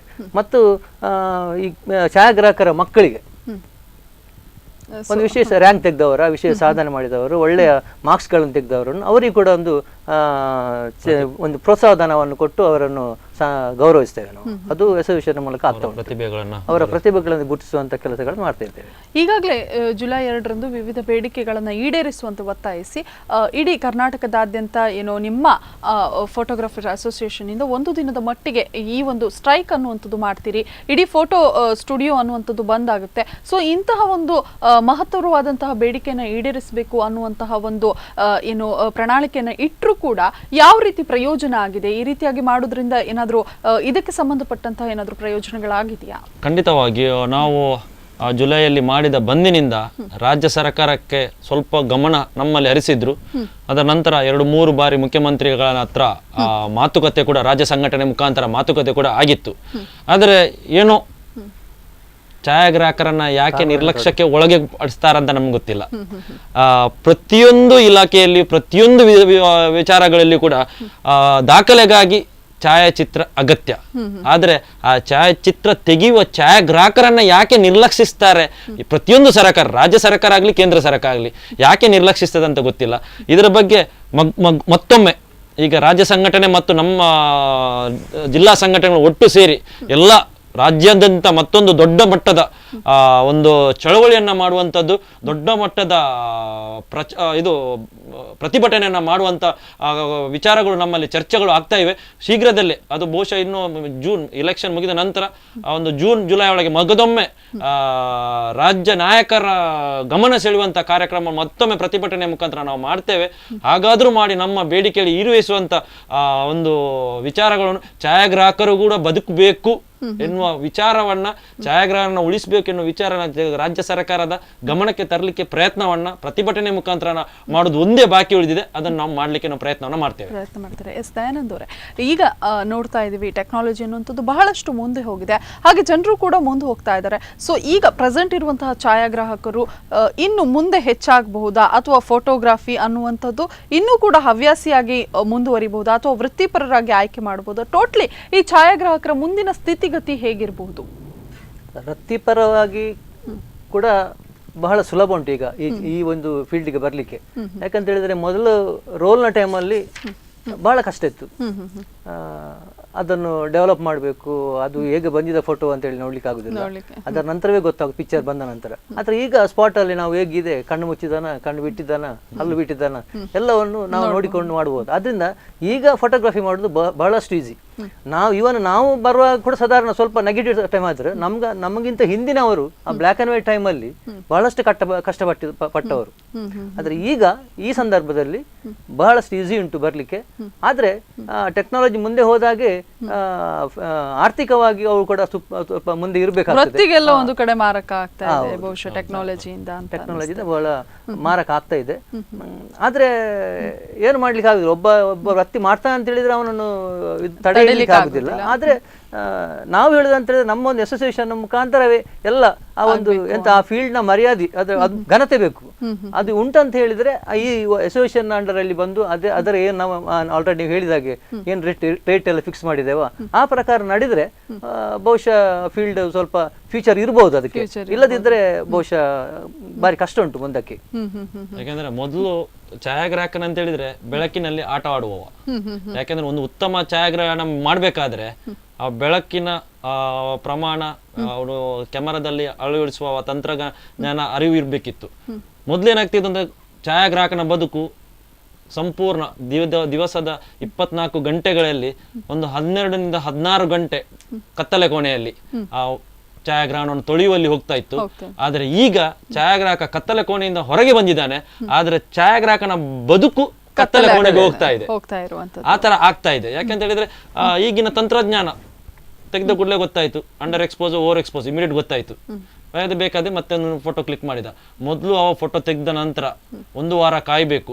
ಅಲ್ಲಿ ಡೆವಲಪ್ ಆಗಿ ಪ್ರಿಂಟ್ ಆಗಿ ಬಂದ ನಂತರನೇ ಅವನು ತೆಗೆದ ಫೋಟೋ ಸರಿ ಇದೆಯಾ ಸರಿ ಇಲ್ವಾ ನಂತರ ಗೊತ್ತಾಗ್ತಿತ್ತು. ಹಾಗೆ ಪರಿಸ್ಥಿತಿ ಬದುಕು ಕತ್ತಲೆ ಕಡೆ ಹೋಗ್ತಾ ಇದೆ, ಹಾಗಾಗಿದೆ. ಎಸ್, ಈಗ ಅಂದ್ರೆ ಮೊದಲು ನಾವು ನೋಡ್ತಾ ಇದ್ರೆ ಊರಿಗೊಂದು ಫೋಟೋ ಸ್ಟುಡಿಯೋ ಇರ್ತಿತ್ತು, ಆದ್ರೆ ಈಗ ಗಲ್ಲಿಗೊಂದು ರೀತಿ ಇದೆ, ಒಂದೊಂದು ಕ್ರಾಸ್ ಅಲ್ಲಿ ಒಂದೊಂದು ಫೋಟೋ ಸ್ಟುಡಿಯೋ ಅನ್ನೋಂತಿದೆ. ಇದು ಕೂಡ ಏನು ಬಹಳಷ್ಟು ಏನು ಕಾಂಪಿಟೇಟ್ ಅಂತಾನೆ ಅನಿಸ್ತಿಲ್ವಾ? ಒಂದು ಲೆಕ್ಕದಲ್ಲಿ ಖಂಡಿತವಾಗಿ ಕಾಂಪಿಟೇಟಿವ್. ಯಾಕಂತ ಹೇಳಿದ್ರೆ ಮೊದಲು ಇದ್ದಾಗ ಜನಸಂಖ್ಯೆ ಈಗಿನ ಜನಸಂಖ್ಯೆ ಖಂಡಿತವಾಗಿ ಡಿಫ್ರೆನ್ಸ್ ಬರ್ತದೆ. ಯಾಕಂತ ಹೇಳಿದ್ರೆ ಮೊದಲಿನ ಜನಸಂಖ್ಯೆ ಒಂದು ಏರಿಯಾದಲ್ಲಿ ಒಂದು 100 ಮಂದಿ ಇದ್ರೆ ಈಗ ಅದೇ ದುಪ್ಪಟ್ಟಾಗಿದೆ 200 ಮಂದಿ. ಆ ಪ್ರಕಾರ ಒಂದು ಆಗಿರ್ಬೋದು, ರೇಷಿಯೋ ಅನ್ನುವಂತ ಟ್ಯಾಲಿ ಆಗ್ತದೆ. ಆದ್ರೆ ಛಾಯಾಗ್ರಹಣ ಈಗ ಸುಲಭದಲ್ಲಿ ಈ ತಂತ್ರಜ್ಞಾನ ಡಿಜಿಟಲ್ ತಂತ್ರಜ್ಞಾನ ಬಂದ್ರಿಂದ ಸುಲಭವಾಗಿ ಒಬ್ಬ ಛಾಯಾಗ್ರಾಹಕನಿಗೆ ಆಗ್ಬಹುದು ಎನ್ನುವ ಮನಸ್ಸಿನಲ್ಲಿ ಇರ್ತದೆ. ಆದ್ರೆ ಉತ್ತಮ ಛಾಯಾಗ್ರಾಹಕನಾಗ್ಲಿಕ್ಕೆ ಆಗುದಿಲ್ಲ. ಒಬ್ಬ ಫೋಟೋಗ್ರಾಫರ್ ಆದ್ರೆ ಉತ್ತಮ ಫೋಟೋಗ್ರಾಫರ್ ಆಗ್ಲಿಕ್ಕೆ ಆಗುದಿಲ್ಲ. ಯಾಕಂದ್ರೆ ಆ ತಂತ್ರಜ್ಞಾನ ಅವನು ಅಳವಡಿಸಿಕೊಂಡ್ರೆ ಮತ್ತೆ ಅಲ್ಲಿರುವ ಅವನ ಕಲೆಯನ್ನು ಪ್ರಚುರಪಡಿಸಿದ್ರೆ ಮಾತ್ರ ಅವ ಉತ್ತಮ ಛಾಯಾಗ್ರಾಹಕ. ಹಾಗಾಗಿ ಫೋಟೋ ಸ್ಟುಡಿಯೋಗಳು ಆಗ್ತವೆ, ಕೆಲವೇ ತಿಂಗಳಲ್ಲಿ ಬಂದ್ ಆಗ್ತದೆ. ಕೆಲವರಿಗೆ ಒಂದು ಹವ್ಯಾಸಿಯಾಗಿ ಹೋಗಿದೆ, ಒಂದು ಉದ್ಯಮವನ್ನು ಸ್ಟಾರ್ಟ್ ಮಾಡೋದು 6 ತಿಂಗಳಲ್ಲಿ ಬಂದ್ ಮಾಡೋದು. ಆದ್ರೆ ಛಾಯಾಗ್ರಾಹಕನಾಗ್ಲಿಕ್ಕೆ ಅಷ್ಟು ಸುಲಭದಲ್ಲಿ ಕಷ್ಟ ಇದೆ. ಏನೋ ಒಂದು ಕಡೆ ಬಂದವರಿಗೆ ಒಂದು ಫೋಟೋ ತೆಗೆದು ಕೊಡ್ಬೋದು, ಆದ್ರೆ ಆ ವ್ಯೂ ಅನ್ನುವಂಥದ್ದು ಸಿಗ್ತಾ ಇಲ್ಲ. ಯಾಕಂದ್ರೆ ಈಗ ಕೆಲವು ನಮ್ಗೆ ಇನ್ನೊಂದು ದೊಡ್ಡ ಸಮಸ್ಯೆ ಅನುಭವಿಸ್ತಾ ಇದ್ದು ಜೆರಾಕ್ಸ್ ಅಂಗಡಿಗಳಿಂದ. ಜೆರಾಕ್ಸ್ ಅಂಗಡಿಗಳಲ್ಲಿ ಫೋಟೋಗ್ರಾಫಿ ಪಾಸ್ಪೋರ್ಟ್ ಸೈಜ್ ಫೋಟೋಗ್ರಾಫಿ ಮಾಡ್ತಾ ಇದ್ದಾರೆ, ಮಾಡಿ ಕೊಡ್ತಾ ಇದ್ದಾರೆ. ಅದರ ಬಗ್ಗೆ ಕೂಡ ನಾವು ಜಿಲ್ಲಾಧಿಕಾರಿಗಳಿಗೆ ಮನವಿಯನ್ನ ಮಾಡಿದ್ದೇವೆ. ಯಾಕಂದ್ರೆ ಜೆರಾಕ್ಸ್ ಅಂಗಡಿಗಳಿಗೆ ಫೋಟೋ ತೆಗೆದಕ್ಕೆ ನಮ್ದೇನು ಅಭ್ಯಂತರ ಇಲ್ಲ. ಯಾಕಂದ್ರೆ ಆ ಕ್ವಾಲಿಟಿ ಆ ಪೇಪರ್ ಅಲ್ಲಿ ಇರುವುದಿಲ್ಲ. ಇನ್ನೊಂದು ವಿಚಾರ ಅಂತ ಹೇಳಿದ್ರೆ ಅವರು ಮಾಡುವ ದರ, ಅಧಿಕೃತ ಛಾಯಾಗ್ರಾಹಕರು ವೃತ್ತಿಯನ್ನು ಬದುಕೊಂಡಿರುವ ಛಾಯಾಗ್ರಾಹಕರು ಮಾಡೋ ದರಕ್ಕಿಂತ ಅವ್ರದ್ದು ಕಡಿಮೆ ಇರ್ತದೆ. ಅವರಿಗೂ ನಾವು ವಿನಂತಿಯನ್ನ ಮಾಡೋದು ಇಷ್ಟೇ, ನೀವು ಉದ್ಯಮವನ್ನು ಮಾಡೋದಕ್ಕೆ ನಮ್ಮದೇನು ಅಭ್ಯಂತರ ಇಲ್ಲ. ಆದ್ರೆ ಅಧಿಕೃತ ಛಾಯಾಗ್ರಹರು ಸಂಘಟನೆ ಸದಸ್ಯರಾಗಿರುವ ಛಾಯಾಗ್ರಹರು ಎಷ್ಟು ದರವನ್ನ ಮಾಡ್ತಾರ ಅದೇ ದರವನ್ನ ಪಾಲಿಸ್ಲಿ. ಅದರಿಂದ ಅವರಿಂದಾಗಿ ಒಬ್ಬ ಛಾಯಾಗ್ರಾಹಕನ ಅನ್ನದ ಬಟ್ಟಲ್ಲಿ ಕಲ್ಲಾಕುವ ಕೆಲಸ ಮಾಡಬೇಡಿ ಅಂತ ನಾವು ಜೆರಾಕ್ಸ್ ಅಂಗಡಿ ಮಾಲೀಕರಲ್ಲಿ ನಾವು ಮನವಿಯನ್ನ ಮಾಡ್ತೇವೆ ಹೊರತು ಅವರ ಬಗ್ಗೆ ನಾವು ಬೇರೆ ಮಾತಾಡ್ಲಿಕ್ಕೆ ಆಗುದಿಲ್ಲ. ನಮ್ಮ ಈ ಕಾನೂನಿನಲ್ಲಿ ಯಾರಿಗೂ ಯಾವುದೇ ಉದ್ಯೋಗ ಮಾಡುವ ಸ್ವಉದ್ಯೋಗ ಮಾಡುವ ಅವಕಾಶ ಇದೆ, ಖಂಡಿತವಾಗಿ ಮಾಡ್ಲಿ, ಸಂತೋಷ. ಆದ್ರೆ ಛಾಯಾಗ್ರಾಹಕನೇ ಮಾಡಿದ ಕೆಲಸವನ್ನ ಒಬ್ಬ ಜೆರಾಕ್ಸ್ ಅಂಗಡಿಯಲ್ಲಿ ಮಾಡ್ಲಿಕ್ಕೆ ಆಗುದಿಲ್ಲ. ಆದ್ರಿಂದ ಅವರು ಕೂಡ ಆ ದರವನ್ನ ನಮ್ಮ ದರವನ್ನ ಪಾಲಿಸಬೇಕು. ಮಾತ್ರವಲ್ಲ, ಒಂದು ಉತ್ತಮ ಛಾಯಾಗ್ರಹಣ ಬೇಕಾದ್ರೆ ದಯವಿಟ್ಟು ಜೆರಾಕ್ಸ್ ಅಂಗಡಿಗೆ ಹೋಗುವ ಬದಲು ಸ್ಟುಡಿಯೋಗಳಿಗೆ ಹೋಗ್ಬೇಕು ಅಂತ ನಾನು ಸಾರ್ವಜನಿಕರಲ್ಲಿ ಮನವಿಯನ್ನ ಮಾಡ್ತೇನೆ. ಕೊನೆಯದಾಗಿ ಏನ್ ಹೇಳಿಕ್ಕೆ ಇಷ್ಟಪಡ್ತೀರಾ? ಈ ವೃತ್ತಿಯಲ್ಲಿ ನಾವು ಬದುಕುತ್ತಿರುವವರು ಸಾರ್ವಜನಿಕರಲ್ಲಿ ಆಗ್ಲಿ, ಸಾರ್ವಜನಿಕವಾಗಿ ಆಗ್ಲಿ, ಸಾಮಾಜಿಕವಾಗಿ ಎಲ್ಲ ಬದುಕಿನಲ್ಲಿ ಪಳಗಿಸಿಕೊಂಡವರು. ನಮ್ಮ ಸಂಘಟನೆ ಸದಸ್ಯರಿಗೋಸ್ಕರ ಮಾತ್ರ ಅಲ್ಲದೆ ಸಾಮಾಜಿಕವಾಗಿ ಕೂಡ ಕೆಲಸ ಮಾಡ್ತಾ ಇದೆ. ಎಲ್ಲಾ ರೀತಿಯಲ್ಲಿ ನೋಡುತ್ತಾ ಇರುವಾಗ ನಮ್ಮ ಸದಸ್ಯರು ಸಂಘಟನೆಯಲ್ಲೂ ಸಾಮಾಜಿಕವಾಗಿ ಕೂಡ ಗುರುತಿಸಿಕೊಳ್ತಾ ಇದೆ. ಸಮಾಜಮುಖಿ ಕಾರ್ಯಕ್ರಮಗಳು ತುಂಬಾ ಮಾಡ್ತಾ ಇದ್ದೇವೆ. ರಕ್ತದಾನ ಶಿಬಿರ ಆಗ್ಬಹುದು, ಕಣ್ಣು ಡೊನೇಟ್ ಮಾಡುವ ಮುಖಾಂತರ ನಮ್ಮ ತುಂಬಾ ಛಾಯಾಗ್ರಾಹಕರು ಕಣ್ಣನ್ನು ಡೊನೇಟ್ ಮಾಡಿದ್ದಾರೆ.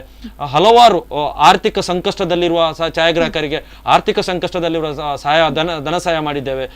ಮೂಡುಬಿದ್ರೆ ವಲಯದಲ್ಲಿ 2 ಮನೆ ಇಲ್ಲದ 2 ಕುಟುಂಬಗಳಿಗೆ ಮನೆಗಳನ್ನ ಕಟ್ಟಿಕೊಟ್ಟಿದ್ದೇವೆ. ಹಾಗೆ ಇಂಥ ಹಲವಾರು ಕಾರ್ಯಕ್ರಮಗಳನ್ನು ನಾವು ಮಾಡ್ತಾ ಇದ್ದೇವೆ.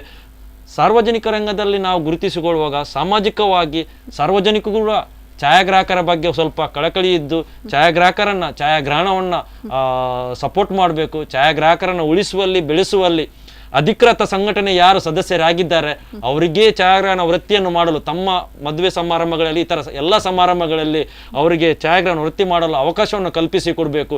ನೀವು ಸಾರ್ವಜನಿಕನ ವಿನಂತಿ ಏನಂತ ಹೇಳಿದ್ರೆ, ಯಾರು ಸಂಘಟನೆ ಸದಸ್ಯರಾಗಿದ್ದಾರಾ ಇಲ್ವವಾ ಎಂದು ಪರೀಕ್ಷಿಸಿ ಆ ಸಮಾರಂಭದ ವಿಡಿಯೋ ಚಿತ್ರೀಕರಣ ಆಗಲಿ ಛಾಯಾಚಿತ್ರೀಕರಣ ಅವರಿಗೆ ನೀಡಬೇಕು ಅಂತ ಮನವಿಯನ್ನ ಮಾಡ್ತಾ ಮೂಲಕ ನಾನು ಈ ವಿಚಾರವನ್ನು ಹೇಳಿಕ್ಕೆ ಇಷ್ಟಪಡ್ತೇನೆ. ನೀವು ಒಂದು SKPಯ ಪ್ರಧಾನ ಕಾರ್ಯದರ್ಶಿಯಾಗಿ ಕೊನೆಯದಾಗಿ ಏನ್ ಹೇಳಿಕ್ಕೆ ಇಷ್ಟಪಡ್ತೀರಾ? ಸೌತ್ ಕೇಂದ್ರ ಫೋಟೋಗ್ರಾಫರ್ಸ್ ಅಸೋಸಿಯೇಷನ್ ಅಂದ್ರೆ ಫೋಟೋಗ್ರಾಫರ್ಸ್ ಅಸೋಸಿಯೇಷನ್. ಫೋಟೋಗ್ರಾಫರ್ಸ್ ಅಂದ್ರೆ ಎಲ್ಲರೂ ಏನು ವೃತ್ತಿಪರ ಛಾಯಾಗ್ರಾಹಕರಿದ್ದಾರ ಅವರೆಲ್ಲರೂ ಒಂದೇ ಬ್ಯಾನರ್ ಅಡಿಯಲ್ಲಿ ಬರಬೇಕು. ನಮ್ಮ ಸಂಘಟನೆ ದಕ್ಷಿಣ ಕನ್ನಡ ಜಿಲ್ಲೆಯಲ್ಲಿ ಮತ್ತು ಉಡುಪಿ ಜಿಲ್ಲೆಯಲ್ಲಿ ಒಂದೇ ಸಂಘಟನೆ ಅಂತ ಆಗಬೇಕು. ಯಾರು ಇದರಿಂದ ಈ ಫೋಟೋಗ್ರಫಿಯಿಂದ ಜೀವನವನ್ನು ಸಾಗಿಸ್ತಾ ಇದ್ದಾರ ಅವರೆಲ್ಲರೂ ನಮ್ಮ ಸದಸ್ಯರಾಗಬೇಕು. ಎಷ್ಟೇ ದೂರ ಇರಲಿ, ಹಿರಿಯರಿದ್ದಾರೆ, ಕಿರಿಯರಿದ್ದಾರೆ, ಎಲ್ಲರೂ ಒಂದೇ ಸಮಾನ ಮನಸ್ಕರಾಗಿ ನಾವು ಒಟ್ಟಿಗೆ ಬಾಳ್ಬೇಕು. ಒಂದು ಒಳ್ಳೆಯ ಸಂದೇಶವನ್ನು ಛಾಯಾಗ್ರಾಹಕ ಸಂಘದಿಂದ ಸಮಾಜಕ್ಕೆ ಸಿಗಬೇಕು. ಮತ್ತು ಸಮಾಜ ಕೂಡ ನಮ್ಮನ್ನು ಛಾಯಾಗ್ರಾಹಕರನ್ನು ಅವರ ಕಷ್ಟ ಸುಖಗಳ ಬಗ್ಗೆ ಸ್ವಲ್ಪ ಅರಿತು ನಮ್ಮನ್ನು ಛಾಯಾಗ್ರಹಣ ಒಂದು ಕ್ಷೇತ್ರ ಇನ್ನಷ್ಟು ಬೆಳೆಯುವಲ್ಲಿ ಸಹಕಾರವನ್ನು ಕೊಡಬೇಕಂತೇಳಿ ಈ ಸಂದರ್ಭದಲ್ಲಿ ನಾನು ಹೇಳಲಿಕ್ಕೆ ಇಷ್ಟಪಡ್ತೇನೆ. ಎಸ್, ಇಷ್ಟೊತ್ತು ಬಂದು ನಿಮ್ಮ ಒಂದು ಸಮಸ್ಯೆಗಳ ಕುರಿತಾಗಿ ಹೇಳಿದ್ರಿ. ಹಾಗೆ ಒಂದು ನಿಜವಾದ ಛಾಯಾಗ್ರಾಹಕ ಆಗ್ಲಿಕ್ಕೆ ಯಾವ ರೀತಿಯಾದಂತಹ ಕಷ್ಟ ಪಡಬೇಕು ಅನ್ನುವಂಥದ್ರ ಕುರಿತು ಇಷ್ಟೊತ್ತು ಬಂದು ನಮ್ಮ ಜೊತೆ ಚರ್ಚೆ ಮಾಡಿದ್ದಕ್ಕೆ ಧನ್ಯವಾದಗಳು. ಧನ್ಯವಾದಗಳು. ಎಸ್, ನೋಡಿದ್ರಲ್ಲ ವೀಕ್ಷಕರೇ, ಬಹುಶಃ ನಮ್ಮ ಒಂದು ಪ್ರತಿ ಕ್ಷಣದ ನೆನಪುಗಳನ್ನ ಎಷ್ಟೋ ವರ್ಷದವರೆಗೆ ನಾವು ಅದನ್ನು ನೋಡುವಾಗ ಆ ನೆನಪುಗಳನ್ನ ಹಸಿಯಾಗಿ ಇರಿಸುವಲ್ಲಿ ಛಾಯಾಗ್ರಾಹಕರ ಪಾತ್ರ ಅನ್ನುವಂಥದ್ದು ಬಹುಮುಖ್ಯ. ಪ್ರತಿಯೊಂದು ಸಭೆ ಸಮಾರಂಭಗಳಲ್ಲೂ ಕೂಡ ಛಾಯಾಗ್ರಾಹಕರು ನಮ್ಮ ಸುತ್ತಮುತ್ತಲೇ ಇರ್ತಾರೆ. ಹಾಗೆ ನಮ್ಮ ಒಂದು ಆ ಮೂಮೆಂಟ್ ಅನ್ನ ಬಹಳ ಸುಂದರವಾಗಿ ಕ್ಯಾಪ್ಚರ್ ಮಾಡ್ತಾರೆ. ಹಾಗೆ ಇವರಿಗೆ ಸಾಕಷ್ಟು ಸಮಸ್ಯೆಗಳಿದೆ. ಎಲ್ಲರೂ ಕೂಡ ಫೋಟೋವನ್ನ ತೆಗಿಬಹುದು, ಯಾರು ಕೂಡ ಫೋಟೋಗ್ರಾಫರ್ ಆಗಬೇಕಾದ್ರೆ ಬಹಳ ಕಷ್ಟವನ್ನ ಪಡಬೇಕು. ಹಾಗೆ ಈಗ ಡಿಜಿಟಲ್ ಯುಗ, ಸೊ ಎಷ್ಟೆಲ್ಲ ಬದಲಾವಣೆಗಳಾಗಿದೆ, ಯಾವ್ಯಾವ ರೀತಿ ಸಮಸ್ಯೆಗಳು ಪ್ರೆಸೆಂಟ್ ಆಗಿ ಎದುರಿಸ್ತಾ ಇದ್ದಾರೆ, ಎಲ್ಲದ್ರ ಕುರಿತು ನಾವಿವತ್ತು ಮಾತನಾಡಿದ್ವಿ. ಎಸ್, ಇದಿಷ್ಟು ಈ ಹೊತ್ತಿನ ವಿಶೇಷ. ನಿಮ್ಮೂರಿನ ನಿರಂತರ ಸುದ್ದಿ ಮನರಂಜನೆಗಾಗಿ ನೋಡ್ತಾ ಇರಿ ಸ್ಪಂದನ ಟಿವಿ.